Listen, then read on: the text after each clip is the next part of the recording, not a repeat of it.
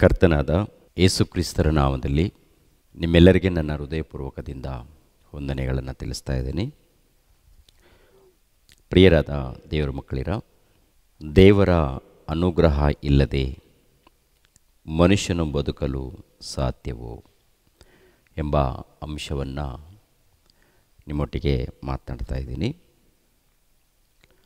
ದೇವರ ಅನುಗ್ರಹ ಇಲ್ಲದೆ ಮನುಷ್ಯನು ಬದುಕಲು ಸಾಧ್ಯವೋ?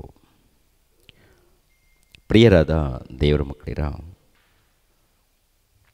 ಮಾನವ ಸಮಾಜದಲ್ಲಿ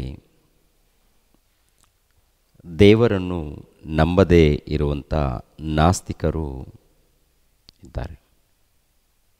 ನಾಸ್ತಿಕರು ಹೇಳುವಂಥದ್ದು ಏನಪ್ಪ ಅಂದರೆ,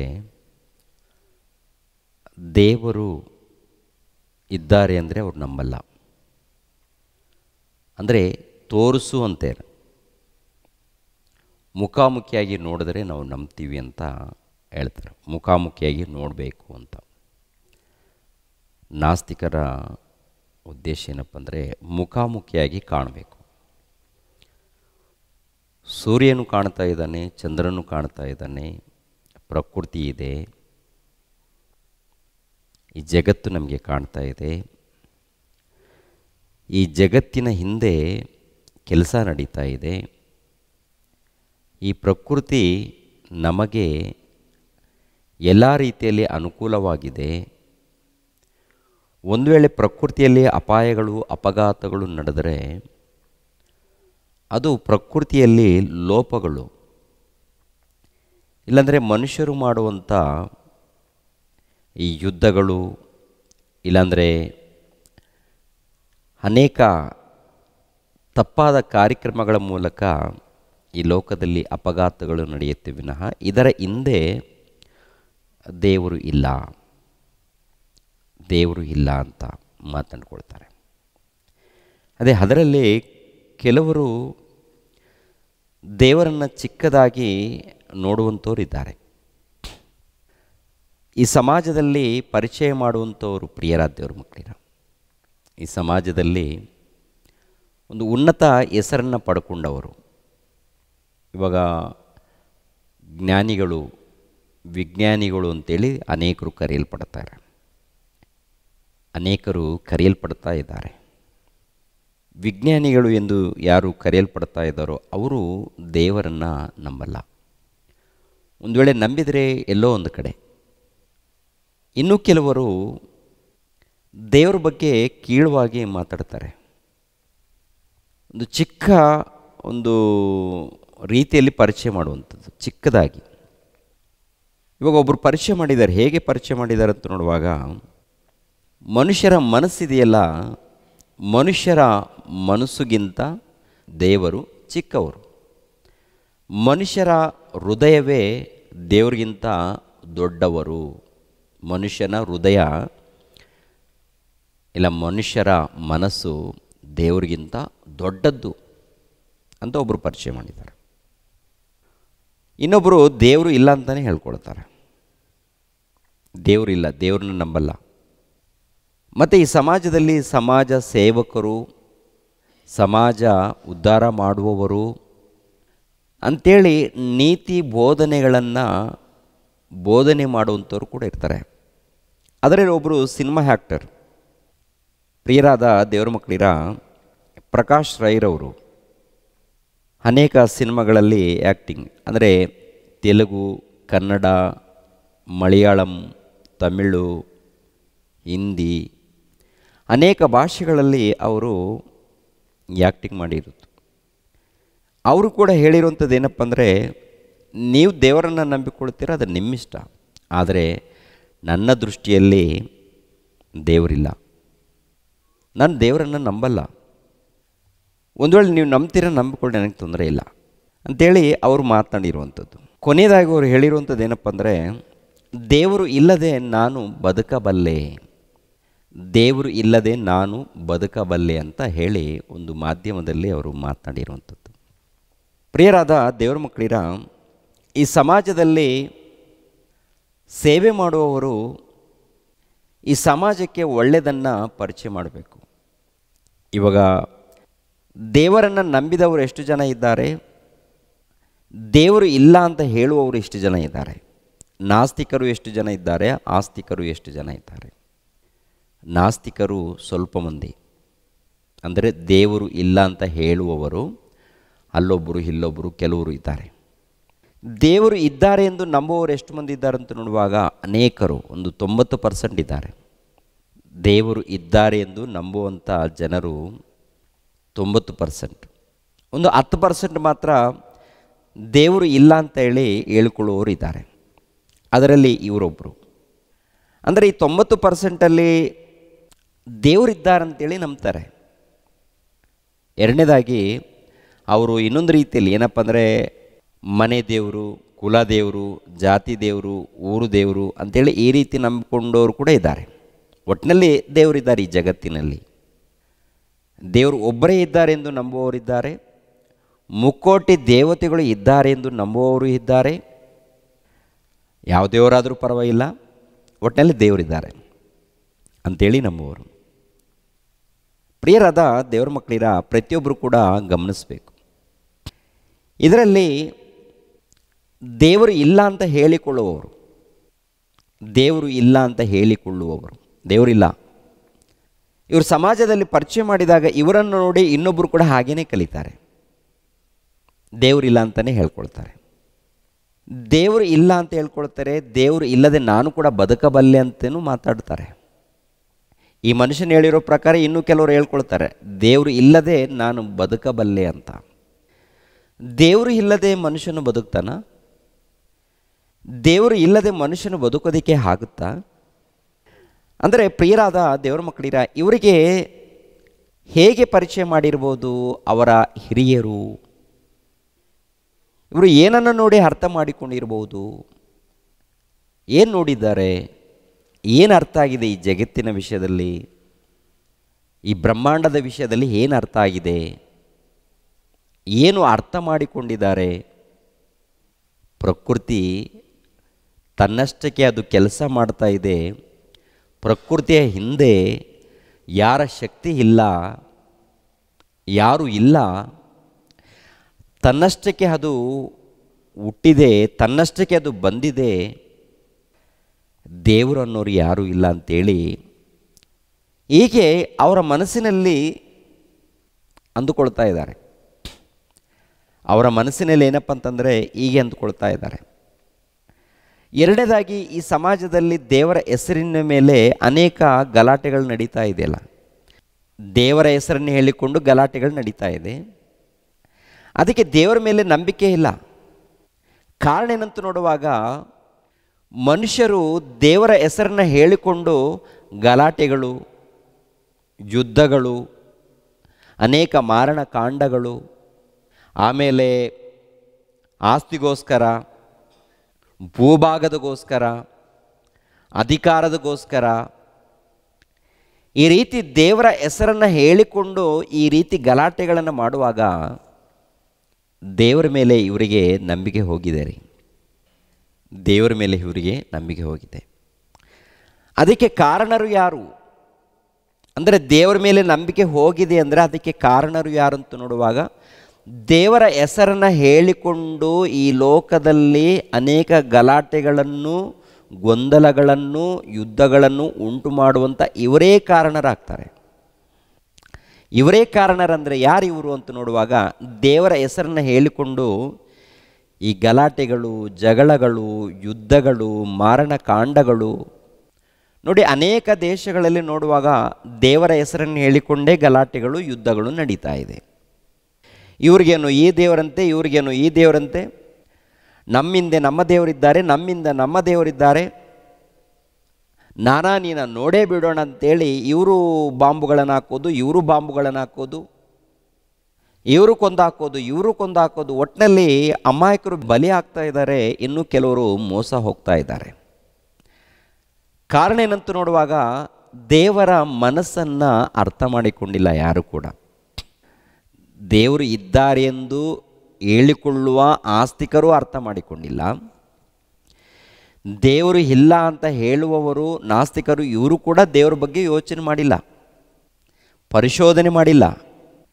ಕಾರಣ ಏನು?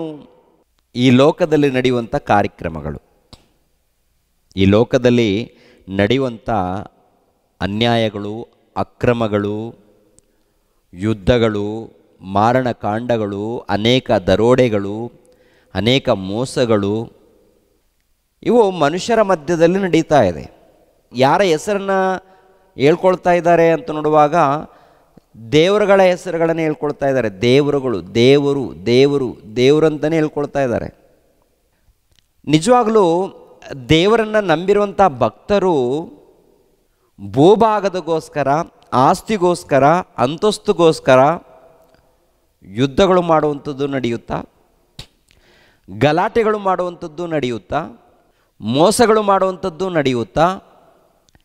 ಪ್ರಿಯರ ದೇವರ ಮಕ್ಕಳಿರ, ದೇವರ ಆಜ್ಞೆಗಳನ್ನು ಕೈಗೊಂಡು ದೇವರ ಇಷ್ಟವನ್ನು ಅರ್ಥ ಮಾಡಿಕೊಂಡು ಜೀವಿಸುವಂಥ ಮನುಷ್ಯರ ಮಧ್ಯದಲ್ಲಿ ತಪ್ಪುಗಳು, ಅನ್ಯಾಯಗಳು, ಮೋಸಗಳು ನಡೆಯೋದಿಲ್ಲ. ಆದರೆ ದೇವರ ಹೆಸರನ್ನು ಹೇಳಿಕೊಂಡು ಅನೇಕ ಮೋಸಗಳು ಮಾಡ್ತಾ ಇದ್ದಾರಲ್ಲ, ಅದಕ್ಕೆ ದೇವರು ಇಲ್ಲ ಅಂತ ಹೇಳ್ತಾರೆ, ದೇವರನ್ನ ನಾನು ನಂಬಲ್ಲ ಅಂತಲೇ ಹೇಳ್ತಾರೆ, ದೇವರನ್ನ ನಾನು ಯಾಕೆ ನಂಬಬೇಕು ಅಂತಲೇ ಹೇಳ್ತಾರೆ, ದೇವರನ್ನ ನಂಬಿದರೆ ನನಗೆ ಏನು ಲಾಭ ಇದೆ ಅಂತ ಕೇಳೋರು ಇದ್ದಾರೆ. ಒಬ್ಬೊಬ್ಬರು ಒಂದೊಂದು ರೀತಿಯಲ್ಲಿ ಇದ್ದಾರೆ. ಅದರಲ್ಲಿ ಇವರೊಬ್ಬರು ದೇವರನ್ನು ನಂಬದೆ ನಾನು ಬದುಕಬಲ್ಲೆ, ದೇವರು ಇಲ್ಲದೆ ನಾನು ಬದುಕಬಲ್ಲೆ ಅಂತ ತುಂಬ ಜನ ಹೀಗೆ ಯೋಚನೆ ಮಾಡ್ತಾ ಇರ್ತಾರೆ. ಪ್ರಿಯರ ದೇವ್ರ ಮಕ್ಕಳಿರ, ದೇವರ ಅನುಗ್ರಹ ಇಲ್ಲದೆ, ದೇವರ ಕೃಪೆ ಇಲ್ಲದೆ ಮನುಷ್ಯನೇನಾದರೂ ಬದುಕಕ್ಕಾಗುತ್ತಾ ಅಂತ ನೋಡುವಾಗ, ನೋಡಿ ಈ ಜಗತ್ತಿದೆಯಲ್ಲ, ಈ ಜಗತ್ತು ದೇವರ ಸೃಷ್ಟಿ. ಮೊಟ್ಟ ಮೊದಲು ದೇವರು ಯಾರು, ದೇವರು ಹೇಗೆ ಇರ್ತಾರೆ, ದೇವರ ಸ್ವರೂಪ ಹೇಗೆ ಇರುತ್ತೆ ಅನ್ನುವಂಥದ್ದು ಪ್ರತಿ ಮನುಷ್ಯನೂ ಅರ್ಥ ಮಾಡಿಕೊಳ್ಳಬೇಕು. ನಾವು ಈ ಸಮಾಜದಲ್ಲೇ ನೋಡುವಂಥದ್ದು, ಈ ಸಮಾಜದಲ್ಲಿ ನಾವು ನೋಡ್ತಾ ಇದ್ದೀವಲ್ವಾ, ಫೋಟೋಗಳು, ಚಿತ್ರಗಳು, ಇಲ್ಲ ವಿಗ್ರಹಗಳು, ಮನುಷ್ಯರು ತಯಾರು ಮಾಡಿರುವಂಥವುಗಳು. ಅವರವರ ನಂಬಿಕೆ ಮೇಲೆ, ಅವ್ರ ನಂಬಿಕೆಯನ್ನು ನಾನು ಏನು ಹೇಳ್ತಾ ಇಲ್ಲ, ಅವರವರ ನಂಬಿಕೆ ಮೇಲೆ ಅವರವರ ಪ್ರೀತಿ ವಿಶ್ವಾಸ. ಅದು ಕ್ರೈಸ್ತರಿದ್ದಾರೆ, ಯೇಸು ಕ್ರಿಸ್ತರ ಫೋಟೋವನ್ನು ಚಿತ್ರೀಕರಿಸ್ಕೊಂಡಿದ್ದಾರೆ, ಮರಿಯಂಬಳ ಫೋಟೋವನ್ನು ಚಿತ್ರೀಕರಿಸ್ಕೊಂಡಿದ್ದಾರೆ. ಅದೇ ಪ್ರಕಾರ ಅನ್ಯರು ಇದ್ದಾರೆ. ಅನ್ಯರಲ್ಲಿ ನೋಡುವಾಗ ಅನೇಕ ರೀತಿಯಲ್ಲಿ ಗಿಡಗಳನ್ನು, ಮರಗಳನ್ನು, ಹೂಗಳನ್ನು, ಪ್ರಾಣಿಗಳನ್ನು, ಪಕ್ಷಿಗಳನ್ನು ಎಲ್ಲ ದೇವರುಗಳಂತೇಳಿ ಅವರು ಪೂಜೆ ಮಾಡ್ಕೊಂಡು ಅವ್ರು ಹೋಗ್ತಾ ಇದ್ದಾರೆ. ಅಂದರೆ ಇವ್ರ ಮಧ್ಯದಲ್ಲಿ ನೋಡುವಾಗ ನಾವು ಏರ್ಪಡಿಸಿಕೊಂಡಿರುವಂಥದ್ದು, ಅಂದರೆ ನಾವು ಚಿತ್ರೀಕರಿಸಿಕೊಂಡಿರುವಂಥದ್ದು, ನಾವು ಉಂಟು ಮಾಡಿಕೊಂಡಿರುವಂಥದ್ದು, ಪ್ರಿಯರೇ, ನಾವು ಉಂಟು ಮಾಡಿಕೊಂಡಿರುವಂಥದ್ದು ದೇವರಾಗಲ್ಲ. ನಮ್ಮನ್ನು ಉಂಟು ಮಾಡಿದವರು, ಜಗತ್ತನ್ನು ಉಂಟು ಮಾಡಿದವರು, ಬ್ರಹ್ಮಾಂಡವನ್ನು ಸೃಷ್ಟಿ ಮಾಡಿದವರು ಇದ್ದಾರಲ್ಲ ಒಬ್ಬರು, ಅವರು ದೇವರಾಗ್ತಾರೆ. ಬ್ರಹ್ಮಾಂಡವನ್ನು, ಟೋಟಲ್ ಬ್ರಹ್ಮಾಂಡ ಅಂದರೆ ಈ ಜಗತ್ತನ್ನು ಉಂಟು ಮಾಡಿದವರು, ಇಷ್ಟು ದೊಡ್ಡ ಜಗತ್ತನ್ನು ಉಂಟು ಮಾಡಿದವರು ಇದ್ದಾರೆ, ಅಂದರೆ ಸೃಷ್ಟಿ ಮಾಡಿದವರಿದ್ದಾರೆ. ಇಷ್ಟು ದೊಡ್ಡ ಜಗತ್ತನ್ನು ಸೃಷ್ಟಿ ಮಾಡಿದ್ದಾರೆ ಅಂದರೆ ಅವರು ಹೇಗಿದ್ದಾರೆ ಅಂದರೆ, ಇಷ್ಟು ದೊಡ್ಡ ಸೃಷ್ಟಿಯನ್ನು ಉಂಟು ಮಾಡಿದ್ದಾರೆ ಅಂದರೆ ಈ ಸೃಷ್ಟಿಗಿಂತ, ಈ ಜಗತ್ತಿಗಿಂತ, ಈ ಬ್ರಹ್ಮಾಂಡಗಿಂತ ಅವರು ಉನ್ನತರಾಗಿರಬೇಕು. ಅವರು ಉನ್ನತರಾಗಿ ಇರಬೇಕು, ಅವರು ಮಹಾಶಕ್ತರಾಗಿರಬೇಕು. ಇದ್ದಾರಾ ಇಲ್ವಾ? ನಾವು ನೋಡುವಂಥ ರೀತಿಯಲ್ಲಿ ನಾವು ಉಂಟು ಮಾಡಿಕೊಂಡಿದ್ದೀವಲ್ಲ, ನಾವು ಉಂಟು ಮಾಡಿಕೊಂಡಿರುವಂಥ ದೇವತೆಗಳು, ದೇವರುಗಳು ಅವರವರ ಪ್ರಾಂತದಲ್ಲಿ ಅದೇನಪ್ಪ ಅಂದರೆ ಅವರವರ ನಂಬಿಕೆ ಮೇಲೆ, ಅವರವರ ವಿಶ್ವಾಸದ ಮೇಲೆ ಉಂಟು ಮಾಡಿಕೊಂಡಿದ್ದಾರೆ. ಇಲ್ಲಿ ದೇವರು ಸಮಾಧಾನ ಸಿಗುತ್ತೆ, ಆನಂದ ಸಿಗುತ್ತೆ ಅಂತೇಳಿ ಅವರವ್ರ ನಂಬಿಕೆ ಅದು. ಆದರೆ ಸೃಷ್ಟಿಕರ್ತನಾಗಿರುವಂಥ ಸರ್ವೇಶ್ವರನು, ಪರಮಾತ್ಮನು ಒಬ್ಬರಿದ್ದಾರೆ. ಅವರ ಬಗ್ಗೆ ಬೈಬಲ್ ಸ್ಪಷ್ಟವಾಗಿ ತಿಳಿಸ್ಕೊಡುತ್ತೆ. ಯಾವುದೇ ಗ್ರಂಥ ಆಗಲಿ, ಯಾವುದೇ ಗ್ರಂಥ ಇರ್ಬೋದು, ದೇವರನ್ನು ಕುರಿತು ಒಳ್ಳೆ ರೀತಿಯಲ್ಲಿ ಕ್ಲಾರಿಟಿ ಕೊಡಬೇಕು, ವಿವರಣೆ ಕೊಡಬೇಕು, ಸರಿಯಾದ ರೀತಿಯಲ್ಲಿ ಉತ್ತರ ಕೊಡಬೇಕು. ದೇವರನ್ನು ಕುರಿತು ಸರಿಯಾದ ರೀತಿಯಲ್ಲಿ ಉತ್ತರವನ್ನು. ಈ ಪ್ರಪಂಚ ದೇಶದಲ್ಲಿ ನೋಡುವಾಗ ದೇವರನ್ನು ಕುರಿತು ಸರಿಯಾದ ರೀತಿಯಲ್ಲಿ ಉತ್ತರ ಕೊಡುವಂಥ ಗ್ರಂಥ, ಅದು ಏಕೈಕ ಗ್ರಂಥ ಸತ್ಯವೇದ ಗ್ರಂಥ. ಅಂದರೆ ದೇವರು ಜಗತ್ತನ್ನು ಉಂಟು ಮಾಡಿರಬೇಕು. ದೇವರಿಗೆ ಜನನ ಮರಣ ಇರುಕೂಡ್ದು. ದೇವರು ಅಂದರೆ, ಗಮನಿಸಬೇಕು ಪ್ರಿಯರೇ, ದೇವರು ಅಂದರೆ ಜನನ ಮರಣ ಇಲ್ಲದವರು. ಜನನ ಇಲ್ಲದವರು, ಮರಣ ಇಲ್ಲದವರು, ಆದಿ ಅಂತ್ಯ ಇಲ್ಲದವರು. ಜನನ ಇಲ್ಲದವರು, ಮರಣ ಇಲ್ಲದವರು. ಮೊದಲನೇದಾಗಿ ಎಷ್ಟು ಕೋಟ್ಯಾನುಕೋಟಿ ವರ್ಷಗಳ ಹಿಂದೆ ಹೋದರೂ ಅವಾಗೂ ಇರಬೇಕು, ಇವಾಗೂ ಇರಬೇಕು, ಯಾವಾಗಲೂ ಕೂಡ ಇರಬೇಕು, ಅವರು ದೇವರಾಗ್ತಾರೆ. ಎರಡನೇದಾಗಿ ಆ ದೇವರು ಪರಿಶುದ್ಧನಾಗಿರಬೇಕು. ಪರಿಶುದ್ಧನು ಅಂದರೆ ಪಾಪ ಮಾಡದವನು, ತಪ್ಪುಗಳನ್ನು ಮಾಡದವನಾಗಿರಬೇಕು. ದೇವರು ಅಂದರೆ ತಪ್ಪು ಮಾಡದವನು, ಪಾಪ ಮಾಡದವನು, ಪಾಪ ಮಾಡದೆ ಇರುವಾತನು. ಪಾಪ ಮಾಡಿಕೊಡ್ದು, ತಪ್ಪು ಮಾಡಿಕೊಡ್ದು, ಪರಿಶುದ್ಧನಾಗಿರಬೇಕು. ನಾವು ಟೋಟಲಿ ಜಗತ್ತಿನಲ್ಲಿ ಆ ದೇವರನ್ನು ಹುಡುಕಬೇಕು ಪ್ರಿಯರೇ. ಆ ದೇವರನ್ನು ಹುಡುಕಬೇಕು, ಕಂಡುಕೊಳ್ಳಬೇಕು. ಯಾರೋ ಹೇಳಿದ್ದಾರೆ ನಾನು ನಂಬ್ತೀನಿ ಅಂತಲ್ಲ.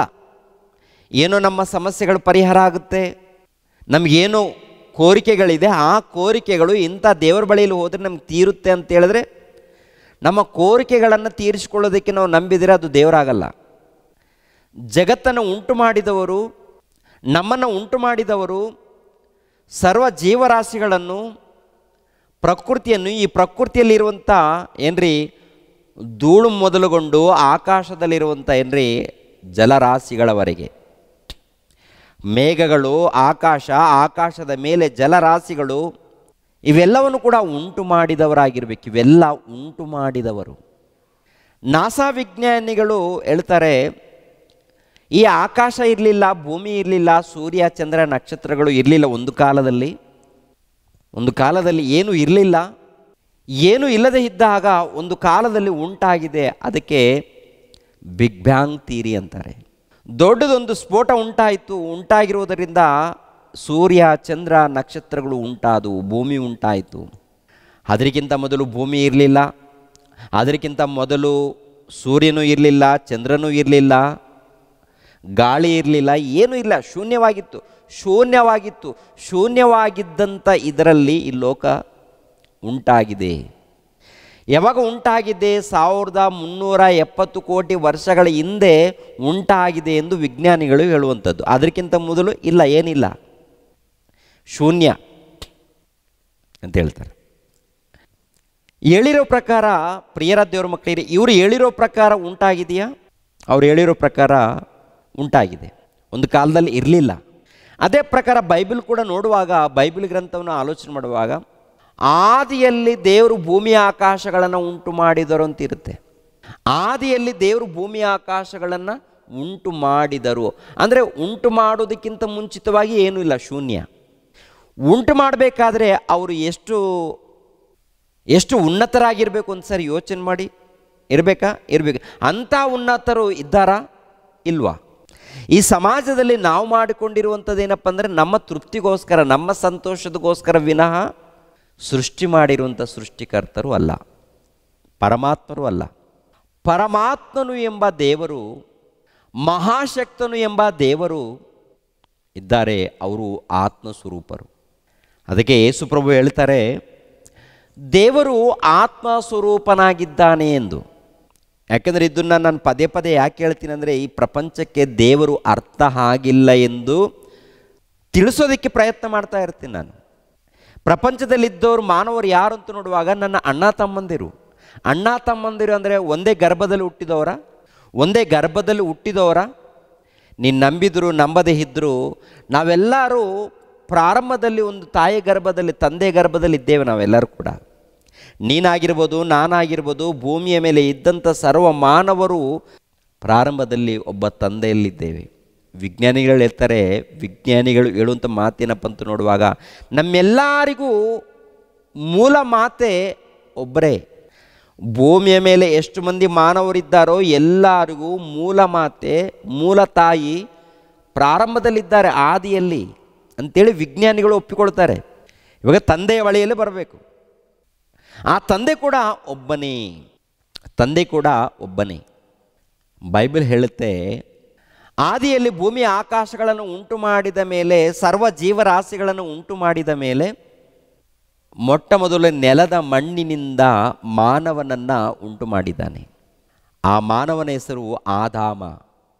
ಆದಾಮನ ಮೂಲಕ ಅವ್ವಳು ಅವರಿಬ್ಬರನ್ನು ಆಶೀರ್ವಾದ ಮಾಡಿ ಅವ್ರ ಮೂಲಕ ಟೋಟಲ್ ಭೂಲೋಕದಲ್ಲಿದ್ದಂಥ ಸರ್ವಮಾನವರು. ಅದಕ್ಕೆ ಪ್ರಭು ಹೇಳುವಂಥ ಮಾತೇನಂತ ನೋಡುವಾಗ, ದೇವರು ಆತ್ಮಸ್ವರೂಪನು. ಆತ್ಮಸ್ವರೂಪನು ಅಂದರೆ ಹೇಗಿರ್ತಾನೆ ಆತನು? ಆತ್ಮಸ್ವರೂಪನಂದರೆ ಹೇಗಿರ್ತಾನೆ?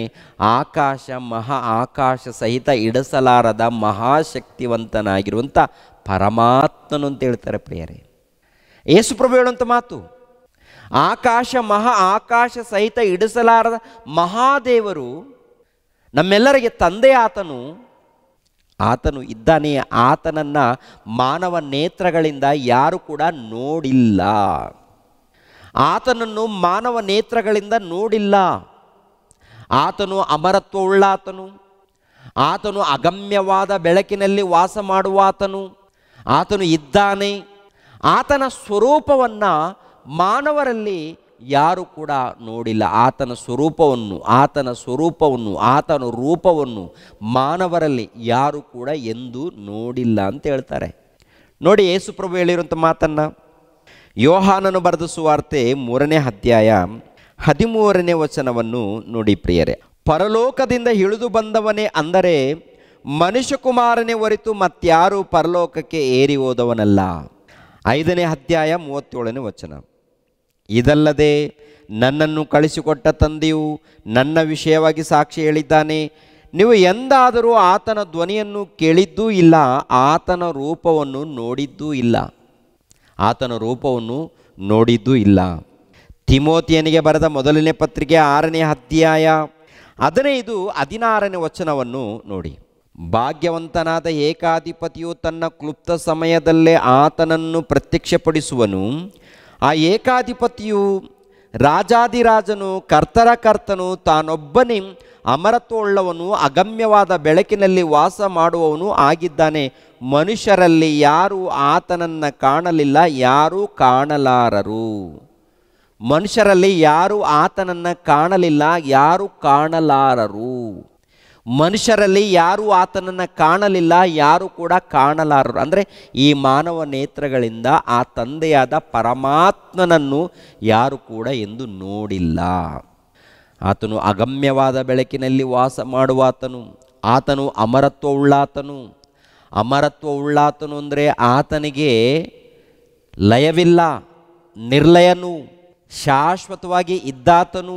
ಆತನು ಇರುವಾತನು.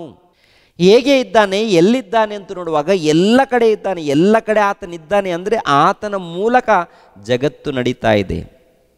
ಅದೇ ಪ್ರಕಾರ ಆತನ ಮಗನಾಗಿರುವಂಥ ದೈವಕುಮಾರನಾದಂಥ ಯೇಸು ಕ್ರಿಸ್ತರು, ಆತನ ಮಗನಾಗಿರುವಂಥ ಪವಿತ್ರಾತ್ಮನ ಬಗ್ಗೆ ಈ ಸಮಾಜಕ್ಕೆ ಗೊತ್ತಿಲ್ಲ. ಯೇಸು ಕ್ರಿಸ್ತರ ಬಗ್ಗೆ ಈ ಸಮಾಜಕ್ಕೆ ಅರ್ಥ ಆಗಿಲ್ಲ. ಇವಾಗಲೂ ಕೂಡ ಅರ್ಥ ಆಗಿಲ್ಲ. ಬೈಬಲನ್ನು ಪ್ರತಿನಿತ್ಯ ಓದ್ತಾರಂತಾರೆ. ಆದಿಕಾಂಡ ಮೊದಲುಗೊಂಡು ಪ್ರಕಟಣೆ ಗ್ರಂಥದವರೆಗೆ 10 ಸಾರಿ ಓದಿದ್ದೀವಿ, 20 ಸಾರಿ ಓದಿದ್ದೀವಿ, 100 ಸಾರಿ ಓದಿದ್ದೀವಿ ಅಂತೇಳಿ ಏನ್ರಿ ಡಬ್ಬ ಹುಡ್ಕೊಳ್ತಾ ಇರ್ತಾರೆ. ಜ್ಞಾನ ಅರ್ಥ ಆಗಿಲ್ಲ. ಕುಂತ್ರು ಪ್ರಾರ್ಥನೆ, ನಿಂತರು ಪ್ರಾರ್ಥನೆ, ಹಲ್ಲೆಲೂಯ, ಪ್ರೈಸ್ ದಿ ಲಾರ್ಡ್, ಅನ್ಯ ಭಾಷೆಗಳಂತ ಹೇಳ್ಕೊಳ್ತಾರೆ. ಆಶೀರ್ವಾದ, ಕುಂತಲ್ಲಿ ಆಶೀರ್ವಾದ, ನಿಂತಲ್ಲಿ ಆಶೀರ್ವಾದ.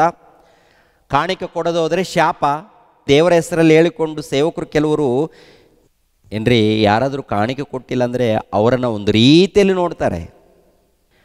ಕಾಣಿಕೆ ಕೊಡಬೇಕಾದ್ರೆ ಆ ಮನುಷ್ಯನಿಗೆ ಹುಟ್ಟಬೇಕಲ್ಲ, ಹೃದಯದಲ್ಲಿ ಹುಟ್ಟಬೇಕು. ನಿನಗೆ ಕೊಡಬೇಕು, ನಿನಗೆ ಕಾಣಿಕೆ ಕೊಡಬೇಕಾದ್ರೆ ಆ ಮನುಷ್ಯನಲ್ಲಿ ಹೃದಯದಲ್ಲಿ ಹುಟ್ಟಬೇಕಲ್ಲ. ಹೃದಯದಲ್ಲಿ ಹುಟ್ಟಬೇಕು, ಆನಂತರ ತೆಗೆದು ಕೊಡಬೇಕು. ಆ ಮನುಷ್ಯ ತೆಗೆದು ಕೊಡದೇ ಇದ್ದಾಗ ಈ ಮನುಷ್ಯರು ಏನು ಮಾಡ್ತಾರೆ ಅಂದರೆ ದೇವರ ಹೆಸರನ್ನು ಹೇಳಿಕೊಂಡು ನೀನು ದೇವ್ರಿಗೋಸ್ಕರ ಕಾಣಿಕೆ ಕೊಡೋದು ಹೋದರೆ ನಿನಗೆ ಶಾಪ ಬರುತ್ತೆ ಅಂದ ತಕ್ಷಣ ಆ ಮಾತನ್ನು ಕೇಳಿದ ತಕ್ಷಣ ಇವರು ಭಯಪಡ್ತಾರೆ. ಆ ಭಯಪಟ್ಟ ನಂತರ ಕೈ ಕಾಲುಗಳು ಬಿದ್ದೋದ ಹಾಗೆ ಆಗುತ್ತೆ. ಆ ಕ್ಷಣದಲ್ಲಿ ಏನೋ ಒಂದು ರೋಗ ಬರುವಂಥದ್ದು, ಏನೋ ಒಂದು ವ್ಯಾಧಿ ಬರುವಂಥದ್ದು, ಮಾನಸಿಕವಾದಂಥ ರೋಗ ಬರುವಂಥದ್ದು ನಡೆದಾಗ ಏನ್ರಿ ನೆಲದ ಪಾಲಾಗ್ತಾರೆ ಪ್ರಿಯರೇ. ಅದಕ್ಕೆ ಇವನು ಕೊಟ್ಟಿರ್ತಾನಲ್ಲ ಶಾಪ, ಈ ಶಾಪ ಅವರ ಮನಸ್ಸಿನಲ್ಲಿ ಅಂಟಿಸ್ಕೊಂಡಿರ್ತಾರೆ. ನಿಜವಾಗ್ಲೂ ಧೈರ್ಯಶಾಲಿಗಳಾದರೆ ಯಾವ ಶಾಪ ಹತ್ತಲ್ಲ ರೀ. ಇವ್ರ ಶಾಪ ಹತ್ತಲ್ಲ ರೀ. ಇವರು ಕೊಡುವಂಥ ಶಾಪ ಇದೆಯಲ್ಲ, ಅದು ತಪ್ಪದು, ಅದು ಪಾಪ, ಅದು ಮಾಡಿಕೊಡ್ದದು. ಕಾಣಿಕೆ ಕೊಟ್ಟಿಲ್ಲ ಅಂದರೆ ನೀನು ಶಾಪ ಕೊಡ್ತೀವಿ. ಯಾರು ನಿನಗೆ ಅಧಿಕಾರ ಕೊಟ್ಟರು? ನಿನಗೆ ಕಾಣಿಕೆ ಕೊಟ್ಟಿಲ್ಲ ಅಂದರೆ ನೀನು ಶಾಪ ಕೊಡುವಂಥ ಅಧಿಕಾರ ಯಾರಯ್ಯ ನಿನಗೆ ಕೊಟ್ಟಿದ್ದಾರೆ? ದೇವ್ರು ಕೊಟ್ಟಿದ್ದಾರಾ? ಯೇಸು ಕ್ರಿಸ್ತರ ಮಾತು ನಿನಗೆ ಅರ್ಥ ಆಗಿದೆಯಾ? ಯೇಸು ಕ್ರಿಸ್ತರು ನಿನಗೆ ಅರ್ಥ ಆಗಿದೆಯಾ? ದೇವ್ರ ಮಾತು ಅರ್ಥ ಆಗಿದೆಯಾ ಇವ್ರು? ನಿಜವಾಗ್ಲೂ ಪ್ರಿಯರೇ, ಕಾಣಿಕೆ ಎಷ್ಟು ಕೊಡಬೇಕು ನೋಡಿ ಪ್ರಿಯರೇ. ಕೊರಿಂಥದವರಿಗೆ ಬರೆದ 2ನೇ ಪತ್ರಿಕೆ 9ನೇ ಅಧ್ಯಾಯ 6ನೇ ವಚನ. ಕಾಣಿಕೆ ಕೊಡೋರು ನಿಮ್ಮ ನಿಮ್ಮ ಸಭೆಗಳಲ್ಲಿ ಕಾಣಿಕೆ ಕೊಡಬೇಕು. ದೇವರ ಸೇವಕರಿಗೆ ಕಾಣಿಕೆಯನ್ನು ಕೊಡಬೇಕು. ಎಷ್ಟು ಕೊಡಬೇಕು? ಕೊಡದೆ ಹೋದರೆ ಶಾಪ ಬರುತ್ತಾ? ಕೊಡದೆ ಹೋದರೆ ಶಾಪ ಬರುತ್ತಾ? ಆ ಮನುಷ್ಯರು ಶಾಪ ಕೊಟ್ಟರೆ ಶಾಪ ತಗುಲುತ್ತಾ? ಈ ಮಾತಿಗೆ ಅರ್ಥ ಏನು? ಇಲ್ಲಿ ಬರೆಯಲ್ಪಟ್ಟಿದೆಯಲ್ಲ, ದೇವರ ಭಕ್ತನ ಮೂಲಕ ಬರೆಸಿದ್ದಾರಲ್ಲ, ಈ ಮಾತಿಗೆ ಅರ್ಥ ಏನು? ಕೊರಿಂಥದವರಿಗೆ ಬರೆದ 2ನೇ ಪತ್ರಿಕೆ 9ನೇ ಅಧ್ಯಾಯ 6ನೇ ವಚನ. ಆದರೆ ಸ್ವಲ್ಪವಾಗಿ ಬಿತ್ತುವವನು ಪೈರನ್ನು ಸ್ವಲ್ಪವಾಗಿ ಕೊಯ್ಯುವನು, ಹೆಚ್ಚಾಗಿ ಬಿತ್ತುವವನು ಹೆಚ್ಚಾಗಿ ಕೊಯ್ಯುವನು ಎಂದು ತಿಳಿದುಕೊಳ್ಳಿರಿ. ಪ್ರತಿಯೊಬ್ಬನು ತನ್ನ ತನ್ನ ಹೃದಯದಲ್ಲಿ ನಿರ್ಣಯಿಸಿಕೊಂಡ ಪ್ರಕಾರ ಕೊಡಲಿ. ದುಃಖದಿಂದಾಗಲಿ ಬಲಾತ್ಕಾರದಿಂದಾಗಲಿ ಯಾರು ಕೊಡಬಾರದು. ಯಾಕೆಂದರೆ ಸಂತೋಷವಾಗಿ ಕೊಡುವವನ ಮೇಲೆ ದೇವರಿಗೆ ಪ್ರೀತಿ ಉಂಟು. ಇಲ್ಲಿ 7ನೇ ವಚನದಲ್ಲಿ ಏನಿರುತ್ತೆ ಪ್ರಿಯರೇ? ನೀವು ವಚನಗಳನ್ನು ಓದ್ತೀರಾ? ದೇವರ ವಾಕ್ಯಗಳನ್ನು ನಿಜವಾಗ್ಲೂ ನೀವು ಪರಿಶೋಧನೆ ಮಾಡ್ತೀರಾ? ಯೇಸು ಕ್ರಿಸ್ತರು ಬಂದ ಮೇಲೆ ಹಳೆ ಒಡಂಬಡಿಕೆ ಅಂದರೆ ಧರ್ಮಶಾಸ್ತ್ರದಲ್ಲಿರುವಂಥ ಕೆಲವು ಆಜ್ಞೆಗಳನ್ನು ರದ್ದು ಮಾಡಿ, ಅದರಲ್ಲಿ ದಶಮ ಭಾಗ ಎನ್ನುವಂಥದ್ದು ಕೂಡ ರದ್ದು ಮಾಡಿ, ಈ ಸುನ್ನತಿ ಕಾರ್ಯಕ್ರಮ, ಈ ದಶಮ ಭಾಗ ಎನ್ನುವಂಥದ್ದು ಇವೆಲ್ಲ ತೆಗೆದುಹಾಕಿದ್ದಾರೆ. ಮತ್ತೇನು ಹೊಸ ಒಡಂಬಡಿಕೆಯಲ್ಲಿ ಏನಪ್ಪ ಅಂತ ನೋಡುವಾಗ, ಸುನ್ನತಿ ಬದಲಾಗಿ ದೀಕ್ಷಾ ಸ್ನಾನ ಬರುತ್ತೆ. ಕಾಣಿಕೆ ಎಷ್ಟು ಕೊಡಬೇಕಂದ್ರೆ ಅದು ನಿನಗೆ ಬಿಟ್ಟಿದ್ದಾರೆ. ನೀನು ಎಷ್ಟು ಕೊಡಬೇಕಂದುಕೊಂಡಿದೆಯಾ ನಿನ್ನ ಹೃದಯದಲ್ಲಿ? ಅಪ್ಪ, ಅಮ್ಮ, ಅಮ್ಮ, ನೀನು ಎಷ್ಟು ಕೊಡಬೇಕಂದುಕೊಂಡಿದೆಯಮ್ಮ? ಎಷ್ಟು ಕೊಡಬೇಕಂದುಕೊಂಡಿದೆಯಪ್ಪ? ನಿನ್ನ ಹೃದಯದಲ್ಲಿ ಏನು ಕೊಡಬೇಕಂದುಕೊಂಡಿದೆಯೋ ದೇವರ ಸೇವೆ ನಿಮಿತ್ತವಾಗಿ ಅಷ್ಟು ಕೊಡು. ಒತ್ತಾಯ ಮಾಡಿದ್ರೆ ಕೊಡಬೇಡ, ಮತ್ತೆ ಬಲಾತ್ಕಾರ ಮಾಡಿದ್ರೆ ಕೊಡಬೇಡ. ಅದನ್ನೇ ಹೇಳ್ತಾರೆ ನೋಡಿ, ದುಃಖದಿಂದಾಗಲಿ ಬಲಾತ್ಕಾರದಿಂದಾಗಲಿ ಯಾರು ಕೊಡಬಾರದು. ದುಃಖದಿಂದಾಗಲಿ ಬಲಾತ್ಕಾರದಿಂದಾಗಲಿ ಯಾರು ಕೊಡಬಾರದು ಅಂತ ಹೇಳ್ತಾರೆ. ಇವರೇನು ಮಾಡ್ತಾರೆ? ಕೊಡದೆ ಹೋದರೆ ನಿಮಗೆ ಶಾಪ ಬರುತ್ತೆ ಅಂತೇಳಿ ಹೇಳಿದಾಗ ಅವ್ರೇನು ಮಾಡ್ತಾರೆ?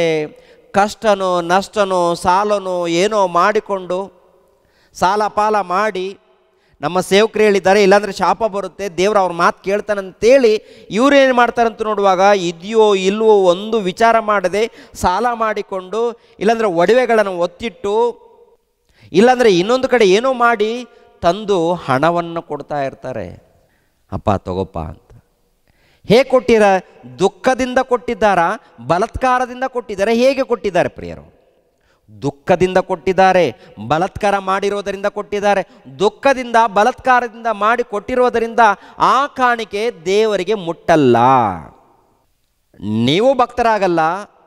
ಯಾರು ನಿಮ್ಮನ್ನು ಒತ್ತಾಯ ಮಾಡಿ ತಗೊಂಡಿದ್ದಾನೋ ಅವನು ಕೂಡ ಭಕ್ತನಾಗಲ್ಲ. ಅವನು ಕಳ್ಳ, ನೀನು ಕಳ್ಳ. ಅವನೇನೋ ಕೇಳಿದ್ದಾನಂತೇಳಿ ನೀನು ಒತ್ತಾಯದಿಂದ ಕೊಟ್ಟರೆ ನೀನು ಕೂಡ ಕಳ್ಳನಾಗ್ತೀಯ, ನೀನು ಕೂಡ ಕಳ್ಳಿ ಆಗ್ತೀಯ. ಯಾಕೆಂದರೆ ದೇವರ ಮಾತಿಗೆ ವಿಧೇಯರಾಗದವರು ನೀವೆಲ್ಲರೂ. ಪ್ರೀತಿಯಿಂದ ಹೇಳ್ತಾ ಇದ್ದೀನಿ, ಯಾಕೆಂದರೆ ದೇವರ ಸೇವೆಗೋಸ್ಕರ ಕಾಣಿಕೆಯನ್ನು ಖಂಡಿತವಾಗಿ ಕೊಡಲೇಬೇಕು. ಎಷ್ಟು ಕೊಡಬೇಕಂತ ನೋಡುವಾಗ ನಿಮ್ಮ ಹೃದಯದಲ್ಲಿ ಏನು ಅಂದುಕೊಂಡಿದ್ದೀರೋ ಅಷ್ಟು ಕೊಡಬೇಕು. ಎಷ್ಟು ಕೊಡಬೇಕು? ನಿಮ್ಮ ಹೃದಯದಲ್ಲಿ ಏನು ಅಂದುಕೊಂಡಿದ್ದೀರಾ? ಏನು ಕೊಡಬೇಕು ಅಂದುಕೊಂಡಿದ್ದೀರಾ? ಎಷ್ಟು ಕೊಡಬೇಕು ಅಂದುಕೊಂಡಿದ್ದೀರಾ? ನಿಮ್ಮ ಶಕ್ತಿ ಎಷ್ಟಿದೆ? ಒತ್ತಾಯ ಮಾಡಿದ್ರೆ ಕೊಡಬೇಡಿ ಅಂತ ಹೇಳ್ತಾರೆ. ಒತ್ತಾಯ ಮಾಡಿದ್ರೆ ಒತ್ತಾಯದಿಂದ, ಬಲಾತ್ಕಾರದಿಂದ, ದುಃಖದಿಂದ ಕೊಟ್ಟರೆ ಅದು ದೇವರು ಒಪ್ಪೋದಿಲ್ಲ ಅಂತ ಹೇಳ್ತಾರೆ. ಈ ಮಾತು ಅರ್ಥ ಆಗಿಲ್ವಾ? ಯಾರಿಗೆ ಅರ್ಥ ಆಗಿಲ್ವಾ? ಸೇವಕರಿಗೆ ಅರ್ಥ ಆಗಿಲ್ವಾ? ಸೇವಕರಿಗೂ ಅರ್ಥ ಆಗಿಲ್ಲ. ಅದೇ ಪ್ರಕಾರ ವಿಶ್ವಾಸಿಗಳಿಗೂ ಕೂಡ ಅರ್ಥ ಆಗಿಲ್ಲ. ಯಾವಾಗ ಅರ್ಥ ಮಾಡಿಕೊಳ್ತಾರೆ ಇವರು?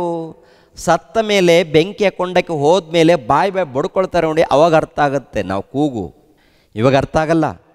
ವಾಕ್ಯಗಳನ್ನು ಕೇಳಿ, ವಾಕ್ಯಗಳನ್ನು ಪರಿಶೋಧನೆ ಮಾಡಿ, ವಾಕ್ಯದ ಪ್ರಕಾರ ಜೀವಿಸಿ, ದೇವರು ಏನು ಹೇಳಿದ್ದಾರೋ ಅದರ ಪ್ರಕಾರ ಕಲ್ತುಕೊಂಡು ವಾಕ್ಯದ ಪ್ರಕಾರ ಜೀವಿಸಿ ಅಂತ ಹೇಳುವಾಗ ಯಾರು ಕೇಳ್ತಾರೆ? ಕೇಳುವವರು ಧನ್ಯರು, ಭಾಗ್ಯವಂತರು. ಕೇಳುವವರು ಭಾಗ್ಯವಂತರು, ಧ್ಯಾನಿಸುವವರು ಭಾಗ್ಯವಂತರು, ದೇವರನ್ನು ಹುಡುಕಿ ಅದರ ಪ್ರಕಾರ ಜೀವಿಸುವವರು ಭಾಗ್ಯವಂತರು. ಕೀರ್ತನೆ ಗ್ರಂಥ 119ನೇ ಅಧ್ಯಾಯ 1ನೇ ವಚನವನ್ನು ನೋಡಿ ಪ್ರಿಯರಾದ ದೇವರ ಮಕ್ಕಳಿರ. ಯೆಹೋವನ ಧರ್ಮಶಾಸ್ತ್ರವನ್ನು ಅನುಸರಿಸಿ ಸದಾಚಾರಿಗಳಾಗಿ ನಡೆಯುವವರು ಧನ್ಯರು. ಆತನ ಕಟ್ಟಳೆಗಳನ್ನು ಕೈಗೊಂಡು ಸಂಪೂರ್ಣ ಮನಸ್ಸಿನಿಂದ ಆತನನ್ನು ಹುಡುಕುವವರು ಭಾಗ್ಯವಂತರು. ಭಾಗ್ಯವಂತರು. ಯೆಹೋವನ ಧರ್ಮಶಾಸ್ತ್ರವನ್ನು, ಯೆಹೋವನು ಅಂದರೆ ಪ್ರಿಯರಾದ ದೇವರ ಮಕ್ಕಳಿರ ಅಮೆರಿಕ ದೇವರಲ್ಲ, ಇಲ್ಲ ಇಸ್ರಾಯೇಲ್ಗೆ ದೇವರಲ್ಲ. ಯೆಹೋವನು ಎಂಬ ಪದಕ್ಕೆ ಅರ್ಥ ಪರಮಾತ್ಮನು. ಪರಮಾತ್ಮನು ಅಂದರೆ ನಿರ್ಲಯನು, ಅಗಮ್ಯವಾದ ಬೆಳಕಿನಲ್ಲಿ ವಾಸ ಮಾಡುವಾತನು, ಸರ್ವಶಕ್ತನು, ಸರ್ವೇಶ್ವರನು ಅಂತ ಅರ್ಥ ಮಾಡ್ಕೊಳ್ಳಿ. ಕತೆ ಹೇಳ್ತಾ ಇಲ್ಲ. ಯಾಕೆಂದರೆ ಪ್ರಪಂಚ ದೇಶದಲ್ಲಿ ಅವಿವೇಕಿಗಳು, ಅಜ್ಞಾನಿಗಳು ದೇವರ ಮನಸ್ಸನ್ನು ತಿಳಿದುಕೊಳ್ಳದೆ ಈ ಲೋಕದಗೋಸ್ಕರ, ಈ ಲೋಕದಲ್ಲಿ ಸರ್ವ ಸುಖಗಳನ್ನು ಅನುಭವಿಸೋದಕ್ಕೋಸ್ಕರ ಪ್ರಯಾಸ ಪಡ್ತಾ ಇರ್ತಾರೆ. ಈ ಲೋಕದಲ್ಲಿ ಸುಖವಾಗಿ ಬಾಳ್ಕೂಡ್ದು ಅಂತಲ್ಲ, ನಿನ್ನ ಹೊಟ್ಟೆ ತುಂಬ ಊಟ ಮಾಡು, ಒಳ್ಳೆ ವಸ್ತ್ರಗಳನ್ನು ಧರಿಸ್ಕೋ, ಕೆಟ್ಟ ಚಟಗಳನ್ನು ಮಾಡಬೇಡ, ದೇವರನ್ನು ತಿಳಿದುಕೊಂಡು ಭಕ್ತಿಯಿಂದ ನಡಿ ಅಂತ ಹೇಳ್ತಾರೆ ದೇವರು. ಕೆಟ್ಟ ಚಟಗಳಿಗೆ ಹೋಗಬೇಡ, ದುಷ್ಟ ಚಟಗಳಿಗೆ ಹೋಗಬೇಡ. ಯಾಕೆಂದರೆ ನೀನು ದೇವರ ಮಗನು, ದೇವರ ಮಗಳು ಆಗಿರುವುದರಿಂದ ದೇವರು ಕೊಡುವಂಥ ಎಚ್ಚರಿಕೆ, ದೇವರು ಕೊಡುವಂಥ ಎಚ್ಚರಿಕೆ. ನೀನು ದೇವರ ಮಗನಪ್ಪ, ನೀನು ದೇವರ ಮಗಳು, ದೇವರ ಮಗನು, ದೇವರ ಮಗಳು. ಅಂದರೆ ಈ ದೇಹ ಇದೆಯಲ್ಲ, ಈ ದೇಹ ಮಣ್ಣಿನಿಂದ ಉಂಟಾಗಿದೆ, ಮಣ್ಣಿನಿಂದ ದೇವರು ಉಂಟು ಮಾಡಿದ್ದಾರೆ. ಈ ದೇಹದಲ್ಲಿ ಆತ್ಮ ಇದೆ ನೋಡಿ, ಈ ಆತ್ಮ ಸಾಕ್ಷಾತ್ತು ಪರಮಾತ್ಮನ ಮೂಲಕ ಬಂದಂಥ ಜೀವಾತ್ಮ. ಅದು ಸಾಕ್ಷಾತ್ತು ಪರಮಾತ್ಮನ ಮೂಲಕ ಬಂದಂಥ ಜೀವಾತ್ಮ. ಅದು ಒಳಗಡೆ ಆತ್ಮ ಇದೆ. ಆತ್ಮ ಇರುವುದರಿಂದ ನಾವು ನಡೀತಾ ಇದ್ದೀವಿ, ಕೆಲಸ ಮಾಡ್ತಾ ಇದ್ದೀವಿ, ಊಟ ಮಾಡ್ತಾ ಇದ್ದೀವಿ, ಮಾತನಾಡ್ತಾ ಇದ್ದೀವಿ, ಎಲ್ಲ ಕೆಲಸಗಳನ್ನು ಮಾಡ್ತಾ ಇದ್ದೀವಿ. ಈ ಲೋಕದಲ್ಲಿ ಮನೆಗಳನ್ನು ಕಟ್ಟಿಕೊಳ್ಳುವಂಥದ್ದು, ಯಂತ್ರಗಳನ್ನು ತಯಾರು ಮಾಡುವಂಥದ್ದು, ಅನೇಕ ವಿಧವಾದಂಥ ಮೊಬೈಲ್ಗಳನ್ನು ಕಂಡುಕೊಳ್ಳುವಂಥದ್ದು, ಇದೆಲ್ಲ ನೋಡುವಾಗ ದೇವರು ನಮಗೆ ಜ್ಞಾನ ಕೊಟ್ಟಿದ್ದಾನೆ. ಅಂದರೆ ಆತ್ಮದ ಜೊತೆಗೆ ಜ್ಞಾನವನ್ನು ಕೊಟ್ಟಿದ್ದಾನೆ. ನಾವೆಲ್ಲರೂ ಯಾರ ಸ್ವರೂಪ ಅಂತ ನೋಡುವಾಗ ಸಾಕ್ಷಾತ್ತು ದೇವರ ಸ್ವರೂಪಗಳು, ದೇವರ ಮಕ್ಕಳು ನಾವೆಲ್ಲರೂ. ಪರಾತ್ಪರನ ದೇವರ ಮಕ್ಕಳು, ಪರಮಾತ್ಮನ ಮಕ್ಕಳು, ಭೂಲೋಕದಲ್ಲಿದ್ದಂಥ ಸರ್ವ ಮಾನವರು ಆತನನ್ನು ತಿಳ್ಕೊಳ್ಬೇಕು. ಅಜ್ಞಾನಿಗಳು ದೇವರಿಲ್ಲ ಅಂತ ಹೇಳ್ತಾರೆ. ಅಜ್ಞಾನಿಗಳು ವಿಜ್ಞಾನಿಗಳಲ್ಲ, ಅಜ್ಞಾನಿಗಳು ಅವಿವೇಕಿಗಳು ದೇವರು ಇಲ್ಲ ಅಂತ ಹೇಳ್ಕೊಳ್ತಾರೆ, ದೇವರನ್ನು ನಂಬಲ್ಲ ಅಂತ ಹೇಳ್ಕೊಳ್ತಾರೆ. ಅವ್ರನ್ನ ಬಿಟ್ಬಿಡೋಣ. ಆದರೆ ಪ್ರಿಯರಾದ ದೇವರ ಮಕ್ಕಳಿರ, ದೇವರು ಇಲ್ಲದೆ ಈ ಜಗತ್ತಿಲ್ಲ ರೀ. ದೇವರಿಲ್ಲದೆ ಜೀವಿಸಬೇಕಾದ್ರೆ ನಿನ್ನನ್ನು ನೀನೇ ಹುಟ್ಟಿಸ್ಕೊಳ್ಬೇಕಾಗತ್ತೆ, ನಿನ್ನನ್ನು ನೀನೇ ಹುಟ್ಟಬೇಕಾಗತ್ತೆ. ನೀನು ಹೊಸ ಲೋಕವನ್ನು ಉಂಟು ಮಾಡ್ಕೊಳ್ಬೇಕಾಗತ್ತೆ ದೇವರಿಲ್ಲದೆ ನೀನು ಬದುಕಬೇಕಾದ್ರೆ. ಯಾಕೆಂದರೆ ಆಕಾಶ ದೇವ್ರದು, ಭೂಮಿ ದೇವ್ರದು, ಗಾಳಿ ದೇವ್ರದು, ಸೂರ್ಯನು ದೇವ್ರದು, ಕೊನೆಯದಾಗಿ ನಿನ್ನ ದೇಹ ಅಂಗಾಲು ಮೊದಲುಗೊಂಡು ತಲೆಯಲ್ಲಿರುವಂಥ ಈ ದೇಹ, ಟೋಟಲ್ ಅವಯವಗಳೆಲ್ಲ ಕೂಡ ದೇವರು ಉಂಟು ಮಾಡಿದ್ದು, ದೇವರು ಉಂಟು ಮಾಡಿರುವಂಥ ದೇಹ. ಅದು ನಿನ್ನಷ್ಟಕ್ಕೆ ನೀನು ಬಂದಿಲ್ಲ, ನಿನ್ನ ದೇಹ ಬೆಳೆದಿಲ್ಲ. ಇದರ ಹಿಂದೆ ದೇವರ ಕೆಲಸ ಇದೆ, ದೇವರ ಕೃಪೆ ಇದೆ, ದೇವರ ಅನುಗ್ರಹ ಇದೆ. ಪ್ರಿಯರಾದ ದೇವರ ಮಕ್ಕಳಿರ, ಆಲೋಚನೆ ಮಾಡಿ. ಯೆಹೋವನ ಧರ್ಮಶಾಸ್ತ್ರವನ್ನು ಅನುಸರಿಸಿ ಸದಾಚಾರಿಗಳಾಗಿ ನಡೆಯುವವರು ಧನ್ಯರು. ಆತನ ಕಟ್ಟಳೆಗಳನ್ನು ಕೈಗೊಂಡು ಸಂಪೂರ್ಣ ಮನಸ್ಸಿನಿಂದ ಆತನನ್ನು ಹುಡುಕುವವರು ಭಾಗ್ಯವಂತರು. ಆತನನ್ನು ಹುಡುಕಿ ಆತನಿಗೆ ಒಳಪಟ್ಟು ವಿಧೇಯರಾಗಿ ಆತನ ಕಟ್ಟಳೆಗಳನ್ನು ಕೈಗೊಂಡು ನಡೆದರೆ ನೀನು ಭಾಗ್ಯವಂತನು, ನೀನು ಧನ್ಯನು ಅಂತ ಹೇಳ್ತಾರೆ. ಧನ್ಯನು ಅಂದರೆ ಆತನ ಕಟ್ಟಳೆಗಳನ್ನು. ಈ ಲೋಕದಲ್ಲಿ ಇಷ್ಟ ಬಂದಾಗ ಜೀವಿಸ್ತಾ ಇದ್ದಾರೆ. ದೇವರ ಆಜ್ಞೆಗಳು, ದೇವರ ಕಟ್ಟಳೆಗಳು, ಭಕ್ತಿಯಿಂದ ನಡಿಬೇಕು, ನಂಬಿಕೆಯಿಂದ ಜೀವಿಸಬೇಕು. ಅದೇ ಪ್ರಕಾರ ಕಾಣಿಕೆ ವಿಷಯದಲ್ಲಿ ಕೂಡ ನೋಡುವಾಗ ಕೊಡಬೇಕು, ಇಷ್ಟೇ ಕೊಡಬೇಕಂತ ರೂಲ್ಸು ಮಾಡಿಲ್ಲ. ನೀನು ಇಷ್ಟೇ ಕೊಡಬೇಕಂತ ಹೇಳಿಲ್ಲ. ಸಂಪೂರ್ಣ ಹೃದಯದಿಂದ ಪ್ರೀತಿಸು, ಸಂಪೂರ್ಣ ಹೃದಯದಿಂದ, ಪ್ರಾಣದಿಂದ, ಆತ್ಮದಿಂದ ನಿನ್ನ ದೇವರನ್ನು ಪ್ರೀತಿಸಬೇಕು. ಅದೇ ಪ್ರಕಾರ ನಿನ್ನಂತೆ ನಿನ್ನ ನೆರೆಯವರನ್ನು ಪ್ರೀತಿಸಬೇಕು. ಇವ್ರು ಹೇಳ್ತಾರೆ, ಒಬ್ಬ ಮನುಷ್ಯನನ್ನು ನಾನು ಪ್ರೀತಿಸ್ತೀನಿ ಅಂತ. ಆ ಮಾತು ಯೇಸು ಪ್ರಭು ಹೇಳಿರುವಂಥ ಮಾತು 1ನೇ ಶತಮಾನದಲ್ಲಿ. ಇವತ್ತು ನಿನ್ನೆ ಮೊನ್ನೆ ಬಂದಿರುವಂಥ ನೀನಲ್ಲ, 1ನೇ ಶತಮಾನದಲ್ಲಿ ಯೇಸು ಪ್ರಭು ಹೇಳಿದ್ದಾರೆ, ಪೂರ್ಣ ಹೃದಯದಿಂದ, ಪೂರ್ಣ ಪ್ರಾಣದಿಂದ, ಪೂರ್ಣ ಆತ್ಮದಿಂದ ನಿನಗೆ ಜನ್ಮ ಕೊಟ್ಟಂಥ ತಂದೆಯಾದ ಪರಮಾತ್ಮನನ್ನು ಪ್ರೀತಿಸಬೇಕು. ಎರಡನೇದಾಗಿ ನಿನ್ನ ನೆರೆಯವರನ್ನು ನೀನು ನಿನ್ನಂತೆಯೇ ಪ್ರೀತಿಸಬೇಕು ಅಂತ ಹೇಳ್ತಾರೆ. ನಿನ್ನ ನೆರೆಯವರನ್ನು ಪ್ರೀತಿಸಬೇಕು ಅಂತ ಹೇಳ್ತಾರೆ. ಏನು ಕಲ್ತ್ಕೊಂಡಿದ್ದೀರಾ ಅಂತ ನೋಡುವಾಗ ದೇವರನ್ನ ಬಿಟ್ಟಿದ್ದೀರಾ, ಈ ಲೋಕದಲ್ಲಿ ಬದುಕೋದು ಕಲ್ತ್ಕೊಂಡಿದ್ದೀರಾ. ಈ ಲೋಕದಲ್ಲಿ ನೀತಿವಂತರು ಬದುಕ್ತಾರೆ, ಅನೀತಿವಂತರು ಬದುಕ್ತಾರೆ. ದೇವರು ಇದ್ದಾರೆ ಎಂದು ನಂಬುವವರು ಬದುಕ್ತಾರೆ, ದೇವರು ಇಲ್ಲ ಎಂದು ಹೇಳುವವರು ಬದುಕ್ತಾರೆ. ಯಾಕೆಂದರೆ ದೇವರು ಈ ಲೋಕದಲ್ಲಿ ಕಳಿಸುವಾಗ ಆಯುಷ್ಕಾಲವನ್ನು ಕೊಟ್ಟು ಕಳಿಸಿದ್ದಾನೆ. ಈ ಆಯುಷ್ಕಾಲ ಮುಗಿಯುವ ತನಕ ಅವನು ಬದುಕ್ತಾನೆ. ನೋಡಿ ಆ ಮಾತನ್ನು ಒಂದು ಸಾರಿ. ಮತ್ತಾಯನ ಬರೆದ ಸುವಾರ್ತೆ 5ನೇ ಅಧ್ಯಾಯ 45. ಹೀಗೆ ಮಾಡಿದರೆ ನೀವು ಪರಲೋಕದಲ್ಲಿರುವ ನಿಮ್ಮ ತಂದೆಗೆ ಮಕ್ಕಳಾಗಿರುವಿರಿ. ಕೆಳಗಡೆ ಮಾತು, ಆತನು ಕೆಟ್ಟವರ ಮೇಲೆಯೂ ಒಳ್ಳೆಯವರ ಮೇಲೆಯೂ ತನ್ನ ಸೂರ್ಯನು ಮೂಡುವಂತೆ ಮಾಡುತ್ತಾನೆ, ನೀತಿವಂತರ ಮೇಲೆಯೂ ಅನೀತಿವಂತರ ಮೇಲೆಯೂ ಮಳೆ ಸುರಿಸುತ್ತಾನೆ. ಅಂದರೆ ದೇವರು ಈ ಲೋಕವನ್ನು ಪ್ರೀತಿಸಿ ನೀತಿವಂತರ ಮೇಲೆ ಅನೀತಿವಂತರ ಮೇಲೆ ಮಳೆ ಸುರಿಸ್ತಾ ಇದ್ದಾನಂತೆ. ನೀತಿವಂತರ ಮೇಲೆ ಅನೀತಿವಂತರ ಮೇಲೆ ಸೂರ್ಯನನ್ನು ಉರಿಸ್ತಾ ಇದ್ದಾನಂತೆ. ಸೂರ್ಯನು ಉರಿಬೇಕಾದರೆ ನಿನ್ನ ಮಾತಿನ ಮೂಲಕ ಅಲ್ಲ, ನಿನ್ನ ಅಧಿಕಾರದ ಮೂಲಕ ಅಲ್ಲ, ಓಕೆನಾ, ನಿನ್ನ ಜ್ಞಾನದ ಮೂಲಕ ಅಲ್ಲ. ಗಾಳಿ ಬರುವಂಥದ್ದು ಅಧಿಕಾರ, ನಿನಗೇನಾದರೂ ಅಧಿಕಾರ ಇದೆಯಾ ಗಾಳಿ ತರಿಸುವಂಥದ್ದು? ದೇವರಿಲ್ಲದೆ ಬದುಕ್ತೀನಂದರೆ ಗಾಳಿ ಇಲ್ಲದೆ ಬದುಕಕ್ಕಾಗುತ್ತಾ? ನೀರಿಲ್ಲದೆ ಬದುಕಕ್ಕಾಗುತ್ತಾ? ಆಹಾರ ಇಲ್ಲದೆ ಬದುಕಕ್ಕಾಗುತ್ತಾ? ಸೂರ್ಯನ ಬಿಸಿಲು ಇಲ್ಲದೆ ಬದುಕಕ್ಕಾಗುತ್ತಾ? ಸೂರ್ಯನು ಇರಬೇಕು, ಚಂದ್ರನು ಇರಬೇಕು, ಗಾಳಿ ಇರಬೇಕು, ಮಳೆ ಇರಬೇಕು, ಆಹಾರ ಇರಬೇಕು, ನೀರು ಇರಬೇಕು. ಇವೆಲ್ಲ ಇರಬೇಕಾ? ಇವೆಲ್ಲ ಮಾಡಿದವರು ಯಾರು? ದೇವರು. ಕೊನೆಯದಾಗಿ ನಿನ್ನನ್ನು ಮಾಡಿದವರು ಯಾರು? ದೇವರು. ಸರ್ವ ಜೀವರಾಶಿಗಳನ್ನು ಮಾಡಿದವರು ಯಾರು? ದೇವರು. ಅದಕ್ಕೆ ಒಬ್ಬ ಒಡೆಯನು ಹೇಳ್ತಾನೆ, ಒಡೆಯನು. ಕ್ರಿಸ್ತ ಪೂರ್ವದಲ್ಲಿ ಒಬ್ಬ ಒಡೆಯನಿದ್ದಾನೆ, ದಾವಿದ್ ಮಹಾರಾಜನು. ಆತನು ಹೇಳುವಂಥ ಮಾತೇನಂತ ನೋಡುವಾಗ, ಪ್ರಿಯರಾದ ದೇವರ ಮಕ್ಕಳಿರ, ಕೀರ್ತನೆ ಗ್ರಂಥ 139ನೇ ಅಧ್ಯಾಯ 17ನೇ ವಚನವನ್ನು ನೋಡಿ ಪ್ರಿಯರೇ. ದೇವರೇ, ನಿನ್ನ ಸಂಕಲ್ಪಗಳು ನನ್ನ ಎಣಿಕೆಯಲ್ಲಿ ಎಷ್ಟೋ ಗೌರವವಾಗಿವೆ, ಅವುಗಳನ್ನು ಒಟ್ಟು ಅಸಂಖ್ಯವಾಗಿವೆ. ಅವುಗಳನ್ನು ಲೆಕ್ಕಿಸುವುದಾದರೆ ಸಮುದ್ರದ ಮರಳಿಗಿಂತ ಹೆಚ್ಚಾಗಿವೆ. ನಾನು ಎಚ್ಚರವಾಗಲು ಮುಂಚಿನಂತೆ ನಿನ್ನ ಬಳಿಯಲ್ಲಿದ್ದೇನೆ. ಅಂದರೆ ಒಬ್ಬ ಒಡೆಯನು ಸುಮಾರು 40 ವರ್ಷ ಪಾಲನೆ ಮಾಡಿರುವಂಥ ಒಳ್ಳೆ ಶ್ರೇಷ್ಠವಾದಂಥ ಒಡೆಯನು, ಕ್ರಿಸ್ತ ಪೂರ್ವದಲ್ಲಿದ್ದಂಥ ಒಬ್ಬ ಒಡೆಯನು. ಕ್ರಿಸ್ತ ಪೂರ್ವ ಸುಮಾರು 1000 ವರ್ಷಗಳ ಹಿಂದೆ ಇದ್ದಂಥ ಒಬ್ಬ ಒಡೆಯನು ಪ್ರಿಯರೇ. ಆತನು ಹೇಳುವಂಥ ಮಾತೇನಂತ ನೋಡುವಾಗ, ದೇವರೇ, ನೀವು ಮಾಡಿರುವಂಥ ಈ ಕೆಲಸಗಳನ್ನು ನೋಡುವಾಗ ಅದ್ಭುತ, ಆಶ್ಚರ್ಯವಾಗುತ್ತೆ. ಮಾನವ ದೇಹವನ್ನು ನೋಡುವಾಗ ಆಶ್ಚರ್ಯವಾಗುತ್ತೆ. ಅದೇ ಪ್ರಕಾರ ಈ ಪ್ರಕೃತಿಯಲ್ಲಿ ಈ ಬ್ರಹ್ಮಾಂಡವನ್ನು ನೋಡುವಾಗ, ಆಕಾಶವನ್ನು ನೋಡುವಾಗ, ಭೂಮಿಯನ್ನು ನೋಡುವಾಗ, ಗಿಡಗಳನ್ನು ನೋಡುವಾಗ, ಮರಗಳನ್ನು ನೋಡುವಾಗ, ಹಣ್ಣುಗಳನ್ನು ನೋಡುವಾಗ, ಹಂಪಲಗಳನ್ನು ನೋಡುವಾಗ, ಈ ಕಾಯಿಪಲ್ಯ ಗಿಡಗಳನ್ನು ನೋಡುವಾಗ, ತರಕಾರಿಗಳನ್ನು ನೋಡುವಾಗ, ಇಲ್ಲಾಂದರೆ ಕಾಳುಗಳನ್ನು ನೋಡುವಾಗ, ವಿಧ ವಿಧವಾದಂಥ ದವಸ ಧಾನ್ಯಗಳನ್ನು ನೋಡುವಾಗ ನನಗೆ ಆಶ್ಚರ್ಯವಾಗ್ತಾ ಇದೆ ಅಂಥೇಳಿ ಒಬ್ಬ ಒಡೆಯನು. ಎರಡನೇದಾಗಿ ಆತನು ವಿಜ್ಞಾನಿ. ಆತನು ಒಡೆಯನು, ವಿಜ್ಞಾನಿ, ಆತ್ಮಜ್ಞಾನಿ ಆಗಿರುವಂಥ ಆತನು ಹೇಳಿರುವಂಥ ಮಾತೇನಪ್ಪ ಅಂತ ನೋಡುವಾಗ ದೇವ್ರ ಬಗ್ಗೆ ಮಾತಾಡ್ತಾರೆ. ದೇವರೇ, ನೀವು ಮಾಡಿರುವಂಥದ್ದು ನೋಡುವಾಗ, ಅಂದರೆ ಪ್ರಾರ್ಥನೆ ಮಾಡ್ತಾನೆ ಪ್ರಿಯರೇ. ಪ್ರಾರ್ಥನೆ ಮಾಡುವಾಗ ಅದನ್ನು ನೆನೆಸ್ಕೊಳ್ತಾ ಇದ್ದಾನೆ. ದೇವರೇ, ನೀವು ಮಾಡಿರುವಂಥದ್ದು ನೋಡುವಾಗ, ನೀವು ಉಂಟು ಮಾಡಿರುವಂಥದ್ದು ನೋಡುವಾಗ, ಈ ವಸ್ತುಗಳನ್ನು, ಈ ಜಗತ್ತನ್ನು, ಈ ಬ್ರಹ್ಮಾಂಡವನ್ನು ನೋಡುವಾಗ ಅದ್ಭುತ ತಂದೆ, ಆಶ್ಚರ್ಯವಾಗ್ತಾ ಇದೆ ತಂದೆ. ಅವುಗಳನ್ನು ಒಂದು ಸಾರಿ ಲೆಕ್ಕ ಮಾಡಬೇಕಂದುಕೊಂಡ್ರೆ ಸಮುದ್ರದ ಮರಳಿಗಿಂತ ಹೆಚ್ಚಾಗಿವೆ ಅಂತಾನೆ. ಸಮುದ್ರದ ಮರಳು ದೇವರ ಮಾತಿನ ಮೂಲಕ ಬಂದಿದೆ. ಸಮುದ್ರದಲ್ಲಿರುವಂಥ ನೀರು ದೇವರ ಮಾತುಗಳ ಮೂಲಕ ಬಂದಿದೆ. ಆಕಾಶದಲ್ಲಿ ಮೇಘಗಳು ದೇವರ ಮಾತಿನ ಮೂಲಕ ಬಂದಿದೆ. ಆಕಾಶದಲ್ಲಿ ನಕ್ಷತ್ರಗಳು ದೇವರ ಮಾತಿನಿಂದ ಬಂದಿದೆ.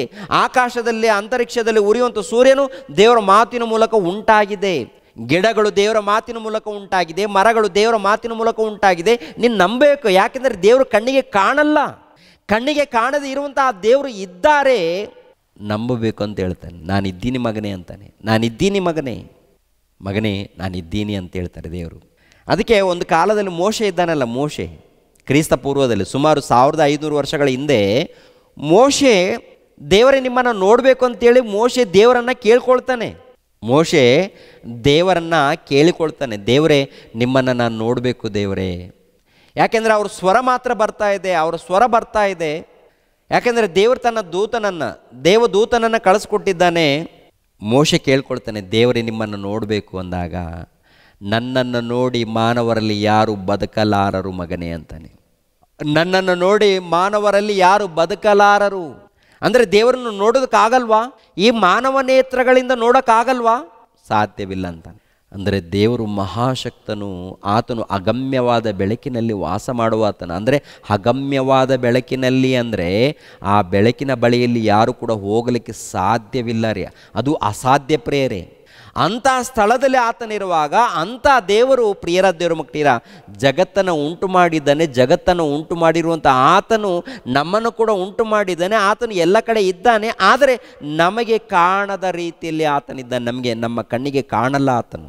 ಆದರೆ ಆತನ ಬಗ್ಗೆ ಗೊತ್ತಾಗಬೇಕಾದರೆ ಆತನ ಕ್ರಿಯೆಗಳು, ಆತನ ಕೆಲಸಗಳು, ಆತನ ಸಂಕಲ್ಪಗಳು ಈ ಪ್ರಕೃತಿಯಲ್ಲಿ ಕಾಣುತ್ತೆ ಅಂತ ಹೇಳ್ತಾರೆ.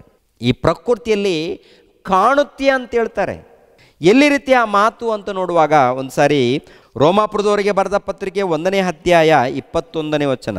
ಹೇಗೆಂದರೆ ಕಣ್ಣಿಗೆ ಕಾಣದಿರುವ ಆತನ ಗುಣಲಕ್ಷಣಗಳು, ಅಂದರೆ ಆತನ ನಿತ್ಯ ಶಕ್ತಿಯು, ದೇವತ್ವವು ಜಗದುತ್ಪತ್ತಿ ಮೊದಲುಗೊಂಡು ಆತನು ಮಾಡಿದ ಸೃಷ್ಟಿಗಳ ಮೂಲಕ ಬುದ್ಧಿಗೆ ಗೊತ್ತಾಗಿ ಕಾಣುಬರುತ್ತವೆ. ಅಂದರೆ ಆತನು ಕಣ್ಣಿಗೆ ಕಾಣಲ್ಲ. ಕಣ್ಣಿಗೆ ಕಾಣದೇ ಇರುವಂಥ ಆತನನ್ನು ಹೇಗೆ ತಿಳ್ಕೊಳ್ಬೇಕು? ಅದಕ್ಕೆ ಪ್ರವಾದಿಗಳು ಬಂದು ಆ ದೇವರು ಇದ್ದಾರೆ ಅಂತೇಳಿ ಪ್ರವಾದಿಗಳು ಅನೇಕ ಸಾರಿ ವಾಕ್ಯಗಳನ್ನು ಸಾರಿದ್ದಾರೆ. ಕೊನೆಯದಾಗಿ ದೈವಕುಮಾರನಾದಂಥ ಯೇಸು ಕ್ರಿಸ್ತರು ಬಂದು ಆತನ ನಿತ್ಯತ್ವವನ್ನು, ಆತನ ಒಂದು ಸ್ವರೂಪವನ್ನು ಯೇಸು ಪ್ರಭು ರುಜುಪಡಿಸ್ತಾರೆ ಪ್ರಿಯರೇ. ಆತನು ಹೀಗೆ ಇದ್ದಾನೆ. ಆತನ ಬಗ್ಗೆ ನೀವು ಅರ್ಥ ಮಾಡ್ಕೊಳ್ಬೇಕಾದ್ರೆ ಈ ಜಗತ್ತನ್ನು ನೋಡಿ, ಈ ಜಗತ್ತನ್ನು ನೋಡಿ, ಈ ಬ್ರಹ್ಮಾಂಡವನ್ನು ನೋಡಿ, ಈ ಪಂಚಭೂತಗಳನ್ನು ನೋಡಿ ಒಂದು ಸಾರಿ ಹೇಗೆ ನೋಡ್ತೀರಾ? ಮನೋನೇತ್ರಗಳಿಂದ ನೋಡಬೇಕು. ಅದರ ಹಿಂದೆ ಶಕ್ತಿ ಇದೆಯಲ್ಲ, ಅದರ ಹಿಂದೆ ಕೆಲಸ ನಡೀತಾ ಇದೆಯಲ್ಲ, ಹೇಗೆ ಕೆಲಸ ನಡೀತಾ ಇದೆ? ಭೂಮಿ ತನ್ನಷ್ಟಕ್ಕೆ ತಾನು ಸುತ್ತುತ್ತಾ ಇದೆ, ಸೂರ್ಯನು ಉರಿತಾ ಇದ್ದಾನೆ, ಚಂದ್ರನು ಬೆಳಕು ಕೊಡ್ತಾ ಇದ್ದಾನೆ, ಆಕಾಶದ ನಕ್ಷತ್ರಗಳು ಉರಿತಾ ಇವೆ, ಟೋಟಲಿ ಜಗತ್ತು ನಡೀತಾ ಇದೆ. ಇದೆಲ್ಲ ಹೇಗೆ, ಯಾರು ನಡೆಸ್ತಾ ಇದ್ದಾರೆ ಅಂತೇಳಿ ನೀನು ಆಲೋಚನೆ ಮಾಡಿದಾಗ ನಿನಗೆ ಅರ್ಥ ಆಗತ್ತೆ. ಒಂದು ವೇಳೆ ನಿನಗೆ ಅರ್ಥ ಆಗಿಲ್ಲ, ನೀನು ಅರ್ಥ ಮಾಡಿಕೊಳ್ಳೋದಕ್ಕೆ ಪ್ರಯತ್ನ ಮಾಡಿಲ್ಲ, ಅಪಹಾಸ್ಯ ಮಾಡ್ತಾ ಇದೆ ಅಂದರೆ ನಿನ್ನ ಕಣ್ಣುಗಳು ಏನಾಗಿದೆ ಅಂತ ನೋಡುವಾಗ ಮಂಕಾಗಿದೆ ಅಂತ ಅರ್ಥ ಏನ್ರಿ? ಅದೇ ಹೇಳ್ತಾ ಇದ್ದಾರೆ. ಹೇಗೆಂದರೆ ಕಣ್ಣಿಗೆ ಕಾಣದಿರುವ ಆತನ ಗುಣಲಕ್ಷಣಗಳು, ಅಂದರೆ ಆತನ ನಿತ್ಯ ಶಕ್ತಿಯು, ದೈವತ್ವವು ಜಗದುತ್ಪತ್ತಿಗೆ ಮೊದಲುಗೊಂಡು ಆತನು ಮಾಡಿದ ಸೃಷ್ಟಿಗಳ ಮೂಲಕ ಬುದ್ಧಿಗೆ ಗೊತ್ತಾಗಿ ಕಾಣಬರುತ್ತದೆ. ಅಂದರೆ ಕಣ್ಣಿಗೆ ಕಾಣಲ್ಲ ದೇವರು, ಕಣ್ಣಿಗೆ ಕಾಣದೇ ಇರುವಂಥ ದೇವರು ಇದ್ದಂಥ ಆ ದೇವರು ನಮಗೆ ಅರ್ಥ ಆಗಬೇಕಾದ್ರೆ ಈ ಜಗತ್ತನ್ನು ನೋಡು, ಭೂಮಿಯನ್ನು ನೋಡು, ಆಕಾಶವನ್ನು ನೋಡು, ಸೂರ್ಯನನ್ನು ನೋಡು, ನಕ್ಷತ್ರಗಳನ್ನು ನೋಡು, ಈ ಜಗತ್ತನ್ನು ನೋಡು. ಅಂದರೆ ಬೈಬಲ್ ಹೇಳುವಂಥ ಮಾತು, ಯೇಸು ಪ್ರಭು ಹೇಳುವಂಥ ಮಾತು. ಆ ತಂದೆಯಾದ ಪರಮಾತ್ಮನು ಇದ್ದಾನೆ, ಆತನು ಆತ್ಮಸ್ವರೂಪನು, ಆತನ ಸ್ವರೂಪವನ್ನು ನಿಮ್ಗೆ ಗೊತ್ತಾಗಬೇಕಾದ್ರೆ ಈ ಜಗತ್ತನ್ನು ನೋಡಿ ಅಂತ ಹೇಳ್ತಾರೆ. ಎರಡನೇದಾಗಿ ಯೇಸು ಪ್ರಭುವನ್ನು ಕೂಡ ನೋಡಿದ್ರೆ ಅರ್ಥ ಆಗುತ್ತೆ. ಯೇಸು ಪ್ರಭು ಇದ್ದಾರಲ್ಲ, ದೇವರ ಪ್ರತಿರೂಪ. ಅಂದರೆ ದೇವರು ಹೇಗೆ ಇದ್ದಾರೋ ಆತನ ಸ್ವರೂಪ. ಪ್ರಿಯರಾದ ದೇವರ ಮಕ್ಕಳಿಗೆ ಯೇಸು ಕ್ರಿಸ್ತರು, ಆತನಲ್ಲಿದ್ದಂಥ ಗುಣಗಳು ಯೇಸು ಕ್ರಿಸ್ತರಲ್ಲಿದ್ದಾರೆ. ಯೇಸು ಕ್ರಿಸ್ತರು ಯಾಕೆ ತಗ್ಗಿಸ್ಕೊಂಡಿದ್ದಾರಂತ ನೋಡುವಾಗ ಈ ಲೋಕದಲ್ಲಿ ಏನ್ರಿ, ದೇವರ ಮಕ್ಕಳಾಗಿರುವಂಥ ನಮ್ಮೆಲ್ಲರನ್ನ ಕಾಪಾಡಿಕೊಳ್ಳೋದಕ್ಕೆ ತನ್ನನ್ನು ತಾನು ತಗ್ಗಿಸ್ಕೊಂಡು, ಬರಿದು ಮಾಡಿಕೊಂಡು, ಏನು ಇಲ್ಲದವನಾಗಿ ಒಬ್ಬ ಸಾಧು ಮನುಷ್ಯನಾಗಿ ಬಂದು ಜೀವಿಸಿ ಮಹಾಜ್ಞಾನದ ಸಂಗತಿಗಳನ್ನು ಸಾರಿ ನಮ್ಮೆಲ್ಲರಿಗೋಸ್ಕರ ಸಿಲುಬೆ ಮರಣವನ್ನು ಹೊಂದಿದ್ದಾನೆ. ಅಂದರೆ ನಿನ್ನನ್ನು ನನ್ನನ್ನು ಕಾಪಾಡೋದಕ್ಕೆ, ದೇವರ ಬಳಿಯಲ್ಲಿ ಸೇರಿಸೋದಕ್ಕೆ, ನಿತ್ಯ ಜೀವವನ್ನು ಕೊಡೋದಕ್ಕೆ, ನಿತ್ಯ ಜೀವದ ಮಾರ್ಗವನ್ನು ತೋರಿಸೋದಕ್ಕೆ ಮಹಾಜ್ಞಾನದ ಸಂಗತಿಗಳನ್ನು ಹೇಳಿದ್ದಾನೆ. ದೇವರ ಪ್ರೀತಿಯನ್ನು ಸಾರಿದ್ದಾನೆ, ತಲೆ ಬಾಗಿಸಿದ್ದಾನೆ, ಒಂದು ಮಾತಂದ್ರು ಅನಿಸ್ಕೊಂಡಿದ್ದಾನೆ, ಬೈದ್ರು ಬಯಸ್ಕೊಂಡಿದ್ದಾನೆ, ಬಡಿದ್ರು ಬಡಿಸ್ಕೊಂಡಿದ್ದಾನೆ, ಕೊನೆಯದಾಗಿ ಸಿಲುಬೆ ಮರಣ ಹೊಂದುವಷ್ಟು ವಿಧೇಯನಾಗಿ ತೋರಿಸ್ಕೊಂಡಿದ್ದಾರೆ. ದೇವರು ಮನಸ್ಸು ಮಾಡಿದ್ರೆ ಈ ಜಗತ್ತು ಉಳಿಯಲ್ಲ. 1ನೇ ಶತಮಾನದಲ್ಲೇ, ಅಂದರೆ ವಿಜ್ಞಾನಿಗಳು ಇಲ್ಲದ ದಿನಗಳಲ್ಲೇ ಪ್ರಪಂಚ ಭವಿಷ್ಯತ್ತನ್ನು ಯೇಸು ಪ್ರಭು ಹೇಳಿದ್ದಾರೆ ಪ್ರಿಯರ. ಪ್ರಪಂಚ ಭವಿಷ್ಯತ್ತನ್ನಂದರೆ 1ನೇ ಶತಮಾನದಲ್ಲಿ ಪ್ರಿಯರ ದೇವ್ರ ಮಕ್ಕಳಿರ ಒಳ್ಳೆ ರೀತಿಯಲ್ಲಿ ಇರುವಂಥ, ಅಂದರೆ ಯೇಸು ಕ್ರಿಸ್ತರು ಇರುವಂಥ ಕಾಲದಲ್ಲಿ ನೋಡುವಾಗ ಏನ್ರಿ, ಅನೇಕ ಅದ್ಭುತಗಳು, ಸೂಚಕ ಕಾರ್ಯಗಳು ಎಲ್ಲ ಮಾಡಿದ್ದಾರೆ. ಎಲ್ಲ ಮಾಡಿದಂಥ ಆತನು ಪ್ರಪಂಚ ಭವಿಷ್ಯತ್ತನ್ನು ಹೇಳಿದ್ದಾರೆ. ಏನು ಗೊತ್ತಾ? ಯುದ್ಧಗಳ ಮೇಲೆ ಯುದ್ಧಗಳಾಗುತ್ತೆ, ಅನೇಕ ಅಂಟು ರೋಗಗಳು ಬರುತ್ತೆ, ಅನೇಕ ಭೂಕಂಪಗಳಾಗುತ್ತೆ, ಆನಂತರ ಜಲಪ್ರಳಯಗಳು, ಕೊನೆಯದಾಗಿ ಈ ಜಗತ್ತು ಸಂಪೂರ್ಣವಾಗಿ ಬೂದಿಯಾಗುತ್ತೆ, ಸುಟ್ಟು ಬೂದಿಯಾಗುತ್ತೆ ಅಂತ ಹೇಳಿದ್ದಾರೆ ಪ್ರಿಯರೇ. ಇವಾಗ ಹೋಗಿ ವಿಜ್ಞಾನಿಗಳನ್ನು ಕೇಳಿ, ಜಗತ್ತು ಇರುತ್ತಾ ನಾಶವಾಗುತ್ತೆ ಅಂತ ಕೇಳಿ. ಟೋಟಲ್ ನಾಶವಾಗೋದಕ್ಕೆ ಸಿದ್ಧವಾಗಿದೆ ಅಂತೇಳಿ ವಿಜ್ಞಾನಿಗಳು ಹೇಳ್ತಾರೆ. ನಾಶವಾಗೋದಕ್ಕೆ ಇದು ಸಿದ್ಧವಾಗಿದೆ ಎಂದು. ನಿನ್ನೆ ಮೊನ್ನೆ ವಿಜ್ಞಾನಿಗಳು ಹೇಳ್ತಾರೆ. ಆದರೆ 1ನೇ ಶತಮಾನದಲ್ಲೇ ಪ್ರಪಂಚ ಭವಿಷ್ಯತ್ತನ್ನು ಯೇಸು ಪ್ರಭು ಹೇಳಿದ್ದಾರೆ. ಪ್ರಿಯರ ದೇವರು, ಬೈಬಲ್ ಹೇಳಿದೆ ರೀ, ಟೋಟಲ್ ಜಗತ್ತು ಬೆಂಕಿಯ ಮೂಲಕ ನಾಶವಾಗುವುದಕ್ಕೆ ಸಿದ್ಧವಾಗಿದೆ ಎಂದು. ಯಾಕೆ ನೀನು ಮನೆಯನ್ನು ಕಟ್ಟಿಕೊಂಡಿದೆಯಾ? ನಿನ್ನ ಮನೆಯನ್ನು ಕಟ್ಟಿಕೊಂಡ ಮೇಲೆ ನಿನ್ನ ಮನೆಯಲ್ಲಿ ನಿನ್ನನ್ನು ಯಾರು ಕೂಡ ನಂಬದೆ ಹೋದರೆ, ನಿನ್ನ ಮುಂದೆ ನಿನ್ನ ಮಕ್ಕಳು, ನಿನ್ನ ಮೊಮ್ಮಕ್ಕಳು ಎಲ್ಲರೂ ಕೂಡ ಪಾಪ ವ್ಯಾಮೋಹದಲ್ಲಿದ್ದಾಗ ನೀನು ನೋಡಿ ಏನು ಮಾಡ್ತೀಯ? ನಿನ್ನ ಮುಂದೆಯೇ ನಿನ್ನ ಮಕ್ಕಳು ಮೊಮ್ಮಕ್ಕಳು ಎಲ್ಲರೂ ಸೇರಿ ಪಾಪದಿಂದ, ವ್ಯಾಮೋಹದಿಂದ, ಅನೇಕ ಕುಡುಕುತನ, ಅನೇಕ ಚಟಗಳಿಂದ ನಿನ್ನ ಕಣ್ಣು ಮುಂದೆಯೇ ಕೊಲೆ, ನಿನ್ನ ಕಣ್ಣು ಮುಂದೆಯೇ ದರೋಡೆಗಳು, ನಿನ್ನ ಕಣ್ಣು ಮುಂದೆಯೇ ಅನೇಕ ವ್ಯಭಿಚಾರಗಳು, ತಪ್ಪುಗಳು ನಡೆದಾಗ ನೀನು ಯಜಮಾನನಾಗಿರುವಂಥ ನೀನು ಏನು ನಿರ್ಣಯ ತಗೊಳ್ತೀಯ? ನಿನ್ನ ಮಾತನ್ನು ಕೇಳದೆ ಹೋದರೆ ಕೆಲವರೇನೋ ಉರ್ಲಾಕೊಂಡು ಸತ್ತೋಗಿದ್ದಾರೆ, ಇನ್ನು ಕೆಲವರೇನೋ ಇನ್ನೊಂದು ರೀತಿಯಲ್ಲಿ ಜೀವಿಸಿದ್ದಾರೆ. ದೇವರು ಹಾಗಲ್ಲ. ನೋಡ್ತಾರೆ, ಎಚ್ಚರಿಕೆ ಕೊಡ್ತಾರೆ. ಸರಿ ಮಾಡಿಕೊಡ್ರಿ ಮಕ್ಕಳಿರ, ನನ್ನ ಬಳಿಗೆ ಬನ್ನಿ ಮಕ್ಕಳಿರ, ನನ್ನ ಮಾತನ್ನು ಕೇಳಿ ಮಕ್ಕಳಿರ, ನನ್ನ ಮಾತನ್ನು ಕೇಳಿ ವಿಧೇಯರಾಗಿ ಮಕ್ಕಳಿರ, ನನ್ನ ಮಾತಿಗೆ ಒಳಪಡ್ರಿ, ನಿಮಗೆ ಒಳ್ಳೆಯದಾಗುತ್ತೆ, ನಾನು ಜೊತೆಯಾಗಿರ್ತೀನಿ, ನಾನು ಕಾಪಾಡ್ತೀನಿ ಅಂತೇಳಿ ಕರೀತಾರೆ. ಆತನ ಮಾತಿಗೆ ಕಿವಿಗೊಡದೆ ಹೋದರೆ ದೇವರು ತಾಳಿಕೊಂಡಿರ್ತಾರೆ, ನೋಡ್ತಾರೆ, ಇವತ್ತಿಲ್ಲಂದರೆ ನಾಳೆ ಬರ್ತಾರೆ ಅಂತ ನೋಡ್ತಾರೆ. ಆತನ ಮಾತಿಗೆ ವಿಧೇಯರಾಗದೆ ದೇವರ ಬಳಿಗೆ ಬಾರದೆ ಹೋದರೆ ಕೊನೆಯದಾಗಿ ಭೂಕಂಪಗಳು, ಜಲಪ್ರಳಯಗಳು, ಅನೇಕ ಅಪಘಾತಗಳು, ಕೊನೆಯದಾಗಿ ಮರಣ. ಸತ್ತ ಮೇಲೆ ಬೆಂಕಿಯ ಕೊಂಡ. ನೀನು ನಂಬಿದ್ರು ನಂಬದೆ ಇದ್ದರೂ ಇರುವಂಥ ನಿಜ ಇಷ್ಟೇ. ನೀನು ನಂಬಲ್ಲ. ನಿನ್ನ ಬಗ್ಗೆ ದೇವರು ಹೇಳಿರುವಂಥ ಮಾತೇನಪ್ಪ ಅಂತ ನೋಡುವಾಗ, ನಿಮ್ಮಂಥವ್ರ ಬಗ್ಗೆ ದೇವರು ಹೇಳಿರುವಂಥ ಮಾತೇನಪ್ಪ ಅಂತ ನೋಡುವಾಗ, ಕೀರ್ತನೆ ಗ್ರಂಥ 10ನೇ ಅಧ್ಯಾಯ 3ನೇ ವಚನವನ್ನು ನೋಡಿ, ದುಷ್ಟನು ತನ್ನ ಮನೋರಥವು ನೆರವೇರಿತೆಂದು ಕೊಚ್ಚಿಕೊಳ್ಳುತ್ತಾನೆ, ಪರರ ಸ್ವತ್ತನ್ನು ಅಪಹರಿಸಿದವನು ಯೆಹೋವನನ್ನು ಅಲ್ಲಗೆಳೆದು ಬಿಟ್ಟು ಬಿಡುತ್ತಾನೆ. ಅಂದರೆ ದೇವರನ್ನು ಅಲ್ಲಗೆಳೆದು, ದೇವರನ್ನು ಅವಮಾನಪಡಿಸಿ, ಇಲ್ಲವೆಂದು ಹೇಳಿ ದೂರ ಮಾಡಿಕೊಂಡು ಬಿಟ್ಟು ಬಿಡುತ್ತಾನೆ. 4ನೇ ವಚನ ನೋಡಿ, ಯೆಹೋವನ ಅಂದರೆ ಪರಮಾತ್ಮನು ವಿಚಾರಿಸುವುದಿಲ್ಲ, ಪರಮಾತ್ಮನು ನಮ್ಮನ್ನು ವಿಚಾರಿಸುವುದಿಲ್ಲ ಎಂದು ದುಷ್ಟನು ಸ್ವಕ್ಕಿನ ಮುಖದಿಂದ ಹೇಳಿಕೊಂಡು ದೇವರಿಲ್ಲ ಎಂಬುದಾಗಿ ಸದಾ ಯೋಚಿಸುತ್ತಾನೆ. ದೇವರು ಇಲ್ಲ ಅಂದರೆ ಸ್ವಕ್ಕಿನ ಹೃದಯದಿಂದ. ಯೆಹೋವನು ವಿಚಾರಿಸುವುದಿಲ್ಲ ಎಂದು ದುಷ್ಟನು ಸ್ವಕ್ಕಿನ ಮುಖದಿಂದ ಹೇಳಿಕೊಂಡು ದೇವರಿಲ್ಲವೆಂಬುದಾಗಿ ಸದಾ ಯೋಚನೆ ಮಾಡುತ್ತಾನೆ. ದೇವರಿಲ್ಲ ಅಂತೇಳಿ ಸ್ವಕ್ಕಿನ ಮುಖದಿಂದ ಹೇಳಿಕೊಂಡು ದೇವರಿಲ್ಲ ಎಂದು ಹೇಳಿಕೊಳ್ತಾನಂತೆ. ಸದಾ ಹೇಳ್ಕೊಳ್ತಾನಂತೆ, ದೇವರಿಲ್ಲ. ದೇಹ ಯಾರ ಮೂಲಕ? ತನ್ನಷ್ಟಕ್ಕೆ ಅದು ಬಂತು. ಪ್ರಕೃತಿ ತನ್ನಷ್ಟಕ್ಕೆ ಅದು ಬಂತು. ಮಳೆ ತನ್ನಷ್ಟಕ್ಕೆ ಅದು ಸುರಿತಾ ಇದೆ, ಬೆಳೆ ತನ್ನಷ್ಟಕ್ಕೆ ಅದು ಬೆಳೆ ಬರ್ತಾ ಇದೆ, ಸೂರ್ಯನ ತನ್ನಷ್ಟಕ್ಕೆ ಅದು ಉರಿತಾ ಇದ್ದಾನೆ. ಸೂರ್ಯನು ಉರಿಬೇಕಾದರೆ ಅದರ ಹಿಂದೆ ಪರಮಾತ್ಮನ ಶಕ್ತಿ ಇದೆ. ಗಾಳಿ ಬರಬೇಕಾದರೆ ಅದರ ಹಿಂದೆ ಪರಮಾತ್ಮನ ಶಕ್ತಿ ಇದೆ. ಭೂಮಿ ತನ್ನ ಸುತ್ತು ತಾನು ತಿರುಗಬೇಕಾದ್ರೆ ಪರಮಾತ್ಮನ ಕೆಲಸ ಇದೆ, ಸರ್ವೇಶ್ವರನ ಕೆಲಸ ಇದೆ. ಅಂದರೆ ಟೋಟಲ್ ಈ ಜಗತ್ತು ನೋಡುವಾಗ ಆ ತಂದೆಯಾದ ಪರಮಾತ್ಮನು ಉಂಟು ಮಾಡಿದ್ದಾನೆ. ಆತನ ಬಗ್ಗೆ ತಿಳಿಸುವಂಥದ್ದೇ ಸತ್ಯವೇದ ಗ್ರಂಥ. ಜಾತಿಯನ್ನು ಕುರಿತು, ಕುಲವನ್ನು ಕುರಿತು, ಮತವನ್ನು ಕುರಿತು ಇದು ತಿಳಿಸಲ್ಲ, ಇದು ಒಪ್ಪಲ್ಲ. ಇದು ಮೊದಲನೇದಾಗಿ ಮನುಷ್ಯರ ಮಧ್ಯದಲ್ಲಿರುವಂಥದ್ದು. ದೇವರು ಕುಲವನ್ನು, ಜಾತಿಯನ್ನು ಉಂಟು ಮಾಡಿಲ್ಲ. ದೇವರು ಮಾನವರನ್ನು ಉಂಟು ಮಾಡಿದ್ದಾನೆ. ದೇವರು ಈ ಜಗತ್ತನ್ನು ಉಂಟು ಮಾಡಿದ್ದಾನೆ. ದೇವರು ಸರ್ವ ಜೀವರಾಶಿಗಳನ್ನು ಉಂಟು ಮಾಡಿದ್ದಾನೆ. ಸರ್ವ ಜೀವರಾಶಿಗಳನ್ನು ಉಂಟು ಮಾಡಿ ಅದಕ್ಕೆ ಆಹಾರ ಕೊಡುವವನು ಆತನೇ. ಚಿಕ್ಕ ಜೀವಿ ಮೊದಲುಗೊಂಡು, ಚಿಕ್ಕ ಜೀವಿ ಏನಿದೆ ಆ ಚಿಕ್ಕ ಜೀವಿ ಮೊದಲುಗೊಂಡು ದೊಡ್ಡ ದೊಡ್ಡ ಜೀವಿಗಳವರೆಗೆ ಆತನೇ ಆಹಾರವನ್ನು ಕೊಡ್ತಾ ಇದ್ದಾನೆ. ಆತನೇ ಈ ಪ್ರಕೃತಿಯಲ್ಲಿ ಆಹಾರವನ್ನು ಉಂಟು ಮಾಡಿದ್ದಾನೆ. ಆತನ ಮೂಲಕನೇ ಪ್ರಾಣಿಗಳು, ಪಕ್ಷಿಗಳು ಇವೆಲ್ಲ ಕೂಡ ಆತನು ಕೊಡುವಂಥ ಆಹಾರದಗೋಸ್ಕರ ಆತನ ಮುಂದೆ ಏನ್ರಿ ಈ ಪ್ರಾಣಿಗಳು, ಪಕ್ಷಿಗಳು ಬೇಡ್ತಾವಂತೆ ಪ್ರಿಯರೇ. ಅವುಗಳಿಗೆ ಗೊತ್ತು, ಪ್ರಾಣಿಗಳಿಗೆ ಗೊತ್ತು, ಪಕ್ಷಿಗಳಿಗೆ ಗೊತ್ತು, ಜಂತುಗಳಿಗೆ ಗೊತ್ತು, ಕೊನೆಯದಾಗಿ ಇರುವೆಗಳಿಗೂ ಕೂಡ ದೇವರ ಬಗ್ಗೆ ಗೊತ್ತು ಪ್ರಿಯರೇ. ಮತ್ತು ಯಾರು ಗೊತ್ತಿಲ್ಲ ಅಂತ ನೋಡುವಾಗ ದೇವರ ಸ್ವರೂಪದಲ್ಲಿ ಇದ್ದಂಥ ಮನುಷ್ಯನಿಗೆ ಗೊತ್ತಿಲ್ಲ. ಯಾಕೆ ಗೊತ್ತಿಲ್ಲ ಅಂತ ನೋಡುವಾಗ ಮನುಷ್ಯನು ಸ್ವಕ್ಕಿನ ಮುಖದಿಂದ ಇದ್ದಾನಂತೆ. ಸೊಕ್ಕು ಅಂದರೆ ಈ ಜಗತ್ತಿನಲ್ಲಿದ್ದಂಥ ಸೃಷ್ಟಿಕರ್ತನಾದಂತಹ ಪರಮಾತ್ಮನು ಉಂಟು ಮಾಡಿರುವಂಥದ್ದು ಎಲ್ಲವನ್ನು ಬಳಸಿಕೊಂಡು ದೇವರು ಇಲ್ಲವೆಂದು, ದೇವರ ಸಹಾಯ ನಮಗೆ ಬೇಕಿಲ್ಲವೆಂದು ಹೇಳ್ಕೊಳ್ತಾರೆ. ದೇವರಿದ್ದಾರೆ, ನಿನ್ನ ಹೃದಯ ಹೇಳುತ್ತೆ ದೇವರಿದ್ದಾರೆ. ನಿನ್ನ ಅವಯವಗಳು ಹೇಳುತ್ತಪ್ಪ, ವಿಚಾರ ಮಾಡು ಒಂದ್ಸಾರಿ. ನಿನ್ನ ಕಣಗಳು ಹೇಳುತ್ತಪ್ಪ, ವಿಚಾರ ಮಾಡು ಒಂದ್ಸಾರಿ. ವಿಚಾರ ಮಾಡು, ಮನಸ್ಸು ಕೊಟ್ಟು ವಿಚಾರ ಮಾಡು. ಒಂದೇ ಸಾರಿ ನೀನು ದೇವರಿಲ್ಲ, ನಾನು ಎಲ್ಲ ವಿಚಾರ ಮಾಡಿದೆ ದೇವರಿಲ್ಲ ಅಂತೇಳಿ ಹೇಳಿದ್ದೆ ಅಂದರೆ ನೀನು ಒಬ್ಬ ಅಪಹಾಸ್ಯಕನು ಅಂತ ಅರ್ಥ. ನಿನಗೆ ಸೊಕ್ಕಿದೆ ಅಂತ ಅರ್ಥ. ನಿನಗೆ ಅಷ್ಟೇ ಸೊಕ್ಕು ತುಂಬಿಕೊಂಡಿದೆ, ಕೊಬ್ಬು. ಒತ್ತಾಯ ಮಾಡ್ತಾ ಇಲ್ಲ. ನಂಬಿದರೆ ನಂಬು, ಬಿಟ್ಟರೆ ಬಿಡು, ನನಗೆ ಅವಶ್ಯಕತೆ ಇಲ್ಲ.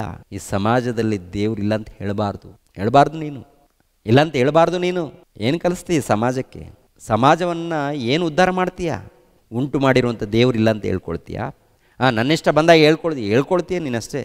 ಅದಕ್ಕೆ ನಿಮ್ಮಂಥವ್ರನ್ನು ಕುರಿತು ಹೇಳಿರುವಂಥ ಮಾತೇನಂತ ನೋಡುವಾಗ, ಯೆಹೋವನು ವಿಚಾರಿಸುವುದಿಲ್ಲವೆಂದು ದುಷ್ಟನು ಸೊಕ್ಕಿನ ಮುಖದಿಂದ ಹೇಳಿಕೊಂಡು ದೇವರಿಲ್ಲ ಎಂಬುದಾಗಿ ಸದಾ ಯೋಚನೆ ಮಾಡುತ್ತಾನೆ. ಏನ್ರಿ, ಇಂಥ ಆಲೋಚನೆ ಮಾಡಬೇಡಿ ಪ್ರಿಯರ ದೇವ್ರ ಮಕ್ಕಳ. ದೇವರಿದ್ದಾರೆ. ದೇವ್ರ ಕೃಪೆ ಮೂಲಕ ನಮಗೆ ಬದುಕು ಬಂದಿದೆ. ದೇವ್ರ ಕೃಪೆ ಮೂಲಕ ಈ ಜಗತ್ತು ಉಂಟಾಗಿದೆ.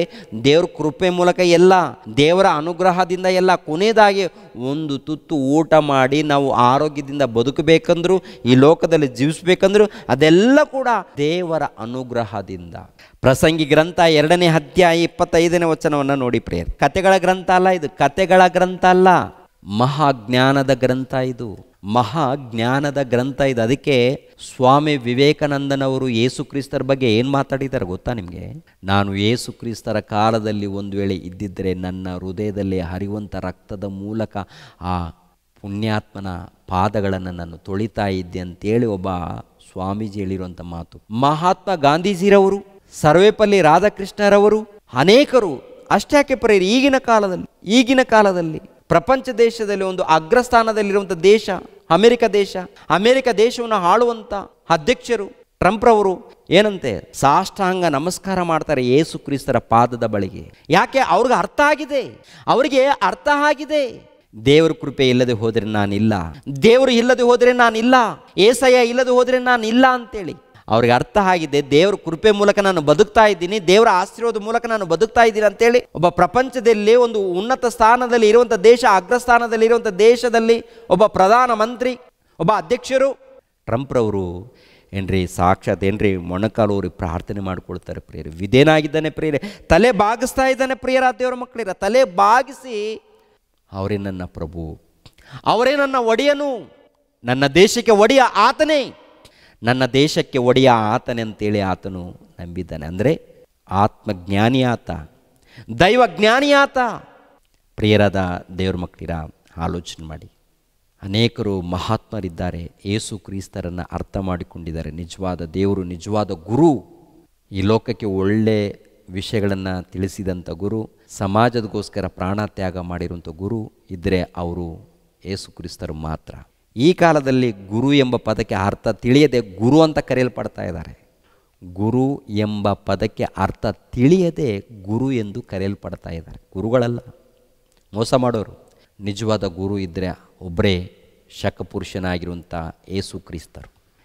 ಪ್ರಿಯರ ದೇವ್ರ ಮಕ್ಕಳಿರ, ಅವ್ರ ಮಾತನ್ನು ಒಂದು ಸರಿ ನೋಡಿ. ಪ್ರಸಂಗಿ ಗ್ರಂಥ 2ನೇ ಅಧ್ಯಾಯ 25ನೇ ವಚನವನ್ನು ನೋಡಿ ಪ್ರಿಯರೇ. ಆತನಿಲ್ಲದೆ ಯಾರು ಭೋಜನ ಮಾಡಿ ಸುಖವನ್ನು ಅನುಭವಿಸಾರು. ಆತನು ಇಲ್ಲದೆ ಅಂದರೆ ದೇವರು ಇಲ್ಲದೆ ಭೋಜನ ಮಾಡಿ ಸುಖವನ್ನು ಅನುಭವಿಸಾರು. ಅಂದರೆ ಆತನ ಕೃಪೆ ಇಲ್ಲದೆ, ಆತನ ಅನುಗ್ರಹ ಇಲ್ಲದೆ ನೀನು ಭೋಜನ ಮಾಡೋಕ್ಕಾಗತ್ತಾ? ಅಯ್ಯ, ನೀನು ಅಂದುಕೊಳ್ತೀಯ. ಯಾಕೆಂದರೆ ದೇವರು ಕಣ್ಣಿಗೆ ಕಾಣಲ್ಲ. ದೇವರು ಸ್ವಾತಂತ್ರ್ಯವನ್ನು ಕೊಟ್ಟಿದ್ದಾನೆ. ಈ ಲೋಕದಲ್ಲಿ ಬದುಕಲಿ ನನ್ನ ಮಕ್ಕಳು, ಇವತ್ತಿಲ್ಲಂದ್ರೆ ನಾಳೆ ತಿಳ್ಕೊಳ್ಳಿ ಅಂತೇಳಿ ದೇವರು ಸ್ವಾತಂತ್ರ್ಯವನ್ನು ಕೊಟ್ಟಿರೋದರಿಂದ ಇವತ್ತು ನೀನು ಮಾತಾಡ್ತೀಯ.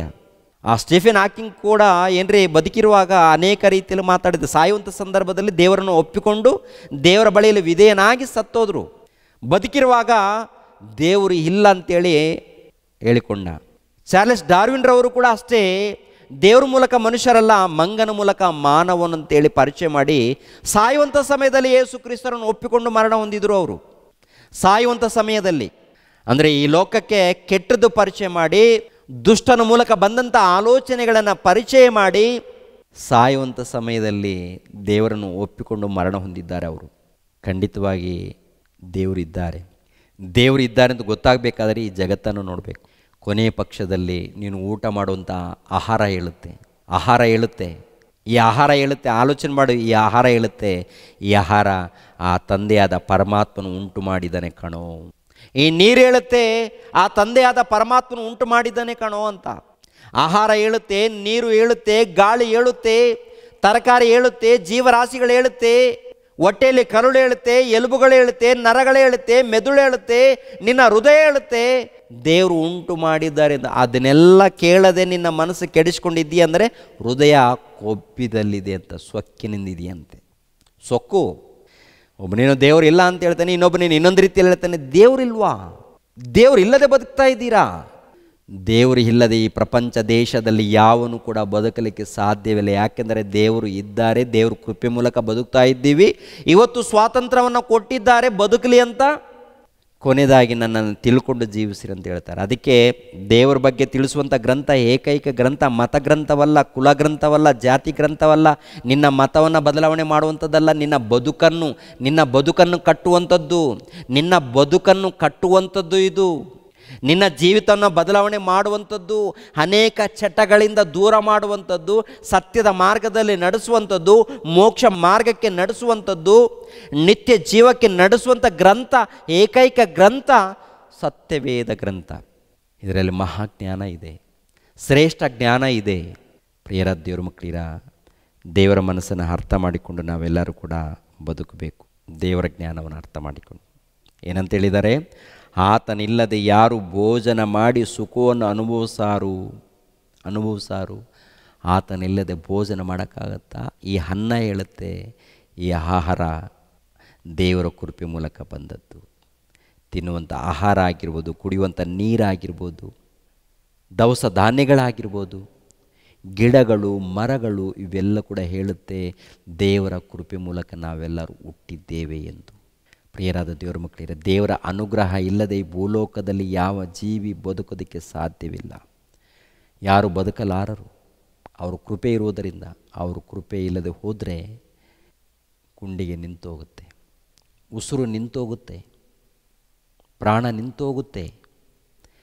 ದೇವ್ರ ಕೃಪೆ ಇಲ್ಲದೆ ಹೋದರೆ ಎಲ್ಲರ ಮೇಲೆ ಅನುಗ್ರಹ ಇದೆ, ಆದರೆ ಎಲ್ಲರಿಗೂ ನಿತ್ಯ ಜೀವ ಇಲ್ಲ, ಪರಲೋಕ ಇಲ್ಲ. ಪರಲೋಕವನ್ನು ಪಡ್ಕೊಳ್ಬೇಕಾದ್ರೆ ಈ ಲೋಕದಲ್ಲಿ ಒಂದು ಕೆಲಸ ಕೊಟ್ಟಿದ್ದಾರೆ. ಈ ಲೋಕದಲ್ಲಿ ದೇವರನ್ನು ತಿಳಿದುಕೊಂಡು ಭಯಭಕ್ತಿಯಿಂದ ಜೀವಿಸಿ ದೇವರ ಕೆಲಸವನ್ನು ಮಾಡಿದ್ರೆ ಅವರಿಗೆ ನಿತ್ಯ ಲೋಕ, ಪರಲೋಕ. ಇಲ್ಲದೆ ಹೋದರೆ ಬೆಂಕಿಯ ಕೊಂಡ ಅಂತ ಹೇಳ್ತಾರೆ. ನಂಬ್ತೀರಾ ಬಿಡ್ತೀರಾ, ಅದು ನಿಮ್ಮಿಷ್ಟ. ನಂಬೋದು ನಿಮ್ಮಿಷ್ಟ, ಬಿಡೋದು ನಿಮ್ಮಿಷ್ಟ. ಹೇಳೋ ಧರ್ಮ ನಮ್ಮದು. ಭಕ್ತಿಯಿಂದ ನಡ್ಕೊಂಡ್ರೆ ನಿತ್ಯ ಜೀವ, ದೇವ್ರಿಗೋಸ್ಕರ ಬದುಕಿದರೆ ನಿತ್ಯ ಜೀವ, ಪರಲೋಕ. ಇಲ್ಲದೆ ಹೋದರೆ ಈ ಲೋಕದಗೋಸ್ಕರ ತವಕಪಟ್ಟರೆ ಒಂದೇ ಒಂದು ಕ್ಷಣದಲ್ಲಿ ಸತ್ತು ಬೆಂಕಿಯ ಕೊಂಡಕ್ಕೆ ಹೋಗಬೇಕಾಗುತ್ತೆ. ಎಚ್ಚರಿಕೆ. ಕೊನೆಯ ದಿನಗಳಲ್ಲಿದ್ದೇವೆ. ಜಾಗೃತಿಯಿಂದ ಜೀವಿಸಿ, ಎಚ್ಚರಿಕೆಯಿಂದ ಜೀವಿಸಿ, ದೇವರನ್ನು ತಿಳ್ಕೊಂಡು ಜೀವಿಸಿ, ಅರ್ಥ ಮಾಡಿಕೊಂಡು ಜೀವಿಸಿ. ಹುಡುಕಿ ದೇವರಲ್ಲಿರುವಂಥ ಗುಣಗಳು ಇದೆಯಾ ಇಲ್ವಾ ಎಲ್ಲ ಹುಡುಕಿ. ದೇವರಲ್ಲಿ ಈ ಗುಣಗಳಿರಬೇಕು. ಜನನ ಮರಣ ಇರಕೂಡ್ದು. ದೇವರು ಪರಿಶುದ್ಧನಾಗಿರಬೇಕು. ದೇವರು ಸರ್ವವ್ಯಾಪಿ, ಸರ್ವಶಕ್ತನು, ಸರ್ವವನ್ನು ಬಲ್ಲಾತನು, ಸರ್ವವನ್ನು ತಿಳಿದಾತನು, ಸರ್ವವನ್ನು ಮಾಡುವಾತನು. ಈ ಥರ ಇದ್ದರೆ ಅವರು ನಿಜವಾದ ದೇವರಾಗ್ತಾರೆ. ಆ ದೇವರು ಎಲ್ಲಿದ್ದಾರೆ ಹುಡುಕ್ರಿ. ನಾನು ಹುಡುಕಿದ್ದೀನಿ, ನನಗೆ ಸಿಕ್ಕಿದ್ದಾರೆ, ನಾನು ತಿಳಿಸ್ತಾ ಇದ್ದೀನಿ ಸತ್ಯವೇದ ಗ್ರಂಥದಲ್ಲಿ. ನೀವು ಕೂಡ ಹುಡುಕ್ರಿ, ಗೊತ್ತಾಗುತ್ತೆ. ಎಲ್ಲವನ್ನು ಹುಡುಕ್ರಿ. ಸತ್ಯ ಎಲ್ಲಿದೆ ಹುಡುಕಿ ತಿಳ್ಕೊಳ್ಳಿ ಪ್ರಿಯರೇ. ದೇವರು ನಿಮ್ಮನ್ನು ನನ್ನನ್ನು ಆಶೀರ್ವದಿಸಲಿ. ಎಲ್ಲರ ತಲೆಬಾಗಿಸಿರಿ, ಪ್ರಾರ್ಥನೆ ಮಾಡಿ ನಾನು ಮುಗಿಸುತ್ತೇನೆ. ನಮ್ಮನ್ನು ಬಹಳವಾಗಿ ಪ್ರೀತಿಸುವಂಥ ನಮ್ಮ ತಂದೆಯಾದ ದೇವರೇ, ನಿಮಗೆ ಕೃತಜ್ಞತೆಗಳು, ಸ್ತೋತ್ರಗಳು ತಂದೆ. ಈ ಲೋಕದಲ್ಲಿ ನೋಡುವಾಗ ತಂದೆ ಸೂರ್ಯನನ್ನು ಉಂಟು ಮಾಡಿದ್ದೀರಾ, ಅದು ನಿಮ್ಮ ಕೃಪೆ ಮೂಲಕ. ಚಂದ್ರನನ್ನು ಉಂಟು ಮಾಡಿದ್ದೀರಾ, ನಕ್ಷತ್ರಗಳನ್ನು ಉಂಟು ಮಾಡಿದ್ದೀರಾ, ಆಕಾಶವನ್ನು, ಗ್ರಹಗಳನ್ನು, ಭೂಮಿಯನ್ನು, ಭೂಮಿಯಲ್ಲಿ ಗಿಡಗಳು, ಮರಗಳು, ಹಣ್ಣುಗಳು, ಹಂಪಲಗಳು, ಸರ್ವ ಜೀವರಾಶಿಗಳು ಎಲ್ಲ ಕೂಡ ತಂದೆ ನಿಮ್ಮ ಕೃಪೆ ಮೂಲಕ, ನಿಮ್ಮ ಅನುಗ್ರಹದ ಮೂಲಕ. ಈ ಲೋಕದಲ್ಲಿ ಮನುಷ್ಯರು ಬದುಕ್ತಾ ಇದ್ದಾರೆ ಅಂದರೆ ನಿಮ್ಮ ಕೃಪೆಯಿಂದ. ನೀತಿವಂತರಾಗಿರ್ಬೋದು, ಅನೀತಿವಂತರಾಗಿರ್ಬೋದು, ನಿಮ್ಮನ್ನು ನಂಬಿದವರಾಗಿರ್ಬೋದು, ನಂಬದೇ ಇರುವವರಾಗಿರ್ಬೋದು, ಎಲ್ಲರೂ ಕೂಡ ಈ ಲೋಕದಲ್ಲಿ ಜೀವಿಸ್ತಾ ಇದ್ದಾರೆ ಅಂದರೆ ತಂದೆ ನಿಮ್ಮ ಕನಿಕರ, ನಿಮ್ಮ ಕೃಪೆ ತಂದೆ. ಹೌದು ತಂದೆ. ತಂದೆಯ ದೇವರೇ, ನಿಮ್ಮನ್ನು ತಿಳ್ಕೊಳ್ಳುವಂಥ ಭಾಗ್ಯವನ್ನು ನಮಗೆ ಕೊಟ್ಟಿದ್ದೀರಾ. ನಿಮ್ಮನ್ನು ಅರ್ಥ ಮಾಡಿಕೊಳ್ಳುವಂಥ ಮನಸ್ಸನ್ನು ನಮಗೆ ಕೊಟ್ಟಿದ್ದೀರಾ. ಅದಕ್ಕೆ ನಿಮಗೆ ಕೃತಜ್ಞತೆಗಳು, ಸ್ತೋತ್ರಗಳು. ತಂದೆ, ಪ್ರತಿಯೊಬ್ಬರೂ ನಿಮ್ಮನ್ನು ತಿಳ್ಕೊಂಡು ಭಕ್ತಿಯಿಂದ ಜೀವಿಸಬೇಕು, ಸಹಾಯ ಮಾಡಿ. ತಂದೆ, ಸಭೆಯಲ್ಲಿದ್ದಂಥ ಎಲ್ಲ ನಿಮ್ಮ ಮಕ್ಕಳಿಗಾಗಿ ನಾನು ಪ್ರಾರ್ಥಿಸ್ತಾ ಇದ್ದೀನಿ. ತಂದೆ, ಸಭೆಯಲ್ಲಿದ್ದಂಥ ಎಲ್ಲ ನಿಮ್ಮ ಮಕ್ಕಳು ತಂದೆ ನಿಮ್ಮನ್ನು ತಿಳ್ಕೊಂಡು ನಿಮಗೆ ವಿಧೇಯರಾಗಿ ಭಯ ಭಕ್ತಿಯಿಂದ ಜೀವಿಸುವಂತೆ ಸಹಾಯ ಮಾಡಿ. ನೇರ ಪ್ರಸಾರದಲ್ಲಿ ಎಷ್ಟು ಮಂದಿ ನಿಮ್ಮ ಮಕ್ಕಳು ವಾಕ್ಯಗಳನ್ನು ಕೇಳಿದ್ದಾರೋ ತಂದೆ, ಎಲ್ಲರೂ ಹೆಸರುಗಳಿಂದ ಆಶೀರ್ವದಿಸಿ. ತಂದೆ, ಕೆಲವರು ನಿಮ್ಮನ್ನು ಕುರಿತು ಅನೇಕರು ಅನೇಕ ರೀತಿಯಲ್ಲಿ ಮಾತಾಡ್ತಾ ಇದ್ದಾರೆ. ಅವರು ಯಾರಂತ ನಿಮಗೆ ಗೊತ್ತು ತಂದೆ. ಅವರನ್ನು ಕೂಡ ಕನಿಕರಿಸಿ ಕಾಪಾಡಿ. ಅದೇ ರೀತಿಯಲ್ಲಿ ಪ್ರಾಣ ಇರೋ ತನಕ ನಿಮ್ಮನ್ನು ಕುರಿತು ಉನ್ನತವಾಗಿ ಸಾರಬೇಕು. ನಿಮ್ಮ ಜ್ಞಾನವನ್ನು ಅನೇಕರಿಗೆ ತಿಳಿಯಪಡಿಸಬೇಕು, ಇದ್ದದ್ದು ಇದ್ದಾಗೆ ತಿಳಿಯಪಡಿಸಬೇಕು. ಯಥಾರ್ಥವಾಗಿ ನಿಮ್ಮ ಜ್ಞಾನವನ್ನು ತಿಳಿಯಪಡಿಸೋದಕ್ಕೆ ಸಹಾಯ ಮಾಡಿ. ಯೇಸು ಪವಿತ್ರ ನಾಮದಲ್ಲಿ ಬೇಡ್ತಾ ಇದ್ದೀನಪ್ಪ ತಂದೆ. ನಮ್ಮ ತಂದೆಯಾದ ದೇವರ ಪ್ರೀತಿಯು, ನಮ್ಮ ರಕ್ಷಕನಾದ ಯೇಸು ಕ್ರಿಸ್ತರ ಕೃಪೆಯು, ಪವಿತ್ರ ಆತ್ಮರ ಅನ್ಯೋನ್ಯ ಸಹವಾಸವು ಸದಾಕಾಲ ದೇವರ ಜೊತೆಯಾಗಿದ್ದು ನಡೆಸಲಿ. ಆಮೇನ್. ಎಲ್ಲರಿಗೂ ವಂದನೆಗಳು ಪ್ರಿಯರು. ರಕ್ಷಕನಾದ ಯೇಸು ಕ್ರಿಸ್ತರ ನಾಮದಲ್ಲಿ ಆತ್ಮೀಯರೆಲ್ಲರಿಗೂ ಹೃತ್ಪೂರ್ವಕ ವಂದನೆಗಳನ್ನು ತಿಳಿಸ್ತಾ ಇದ್ದೇನೆ. ದೇವರ ಸೇವೆ ನಿಮಿತ್ತವಾಗಿ ಪ್ರಾರ್ಥಿಸಿರಿ ಹಾಗೂ ದೇವರ ಸೇವೆಯಲ್ಲಿ ಭಾಗಿಗಳು ಆಗಿ. ಪ್ರತಿಯೊಬ್ಬನು ತನ್ನ ತನ್ನ ಹೃದಯದಲ್ಲಿ ನಿರ್ಣಯಿಸಿಕೊಂಡ ಪ್ರಕಾರ ಕೊಡಲಿ. ದುಃಖದಿಂದಾಗಲಿ ಬಲಾತ್ಕಾರದಿಂದಾಗಲಿ ಯಾರೂ ಕೊಡಬಾರದು. ಯಾಕೆಂದರೆ ಸಂತೋಷವಾಗಿ ಕೊಡುವವನ ಮೇಲೆ ದೇವರಿಗೆ ಪ್ರೀತಿಯುಂಟು. 2 ಕೊರಿಂಥದವರಿಗೆ ಬರೆದ ಪತ್ರಿಕೆ 9ನೇ ಅಧ್ಯಾಯ 7ನೇ ವಚನ.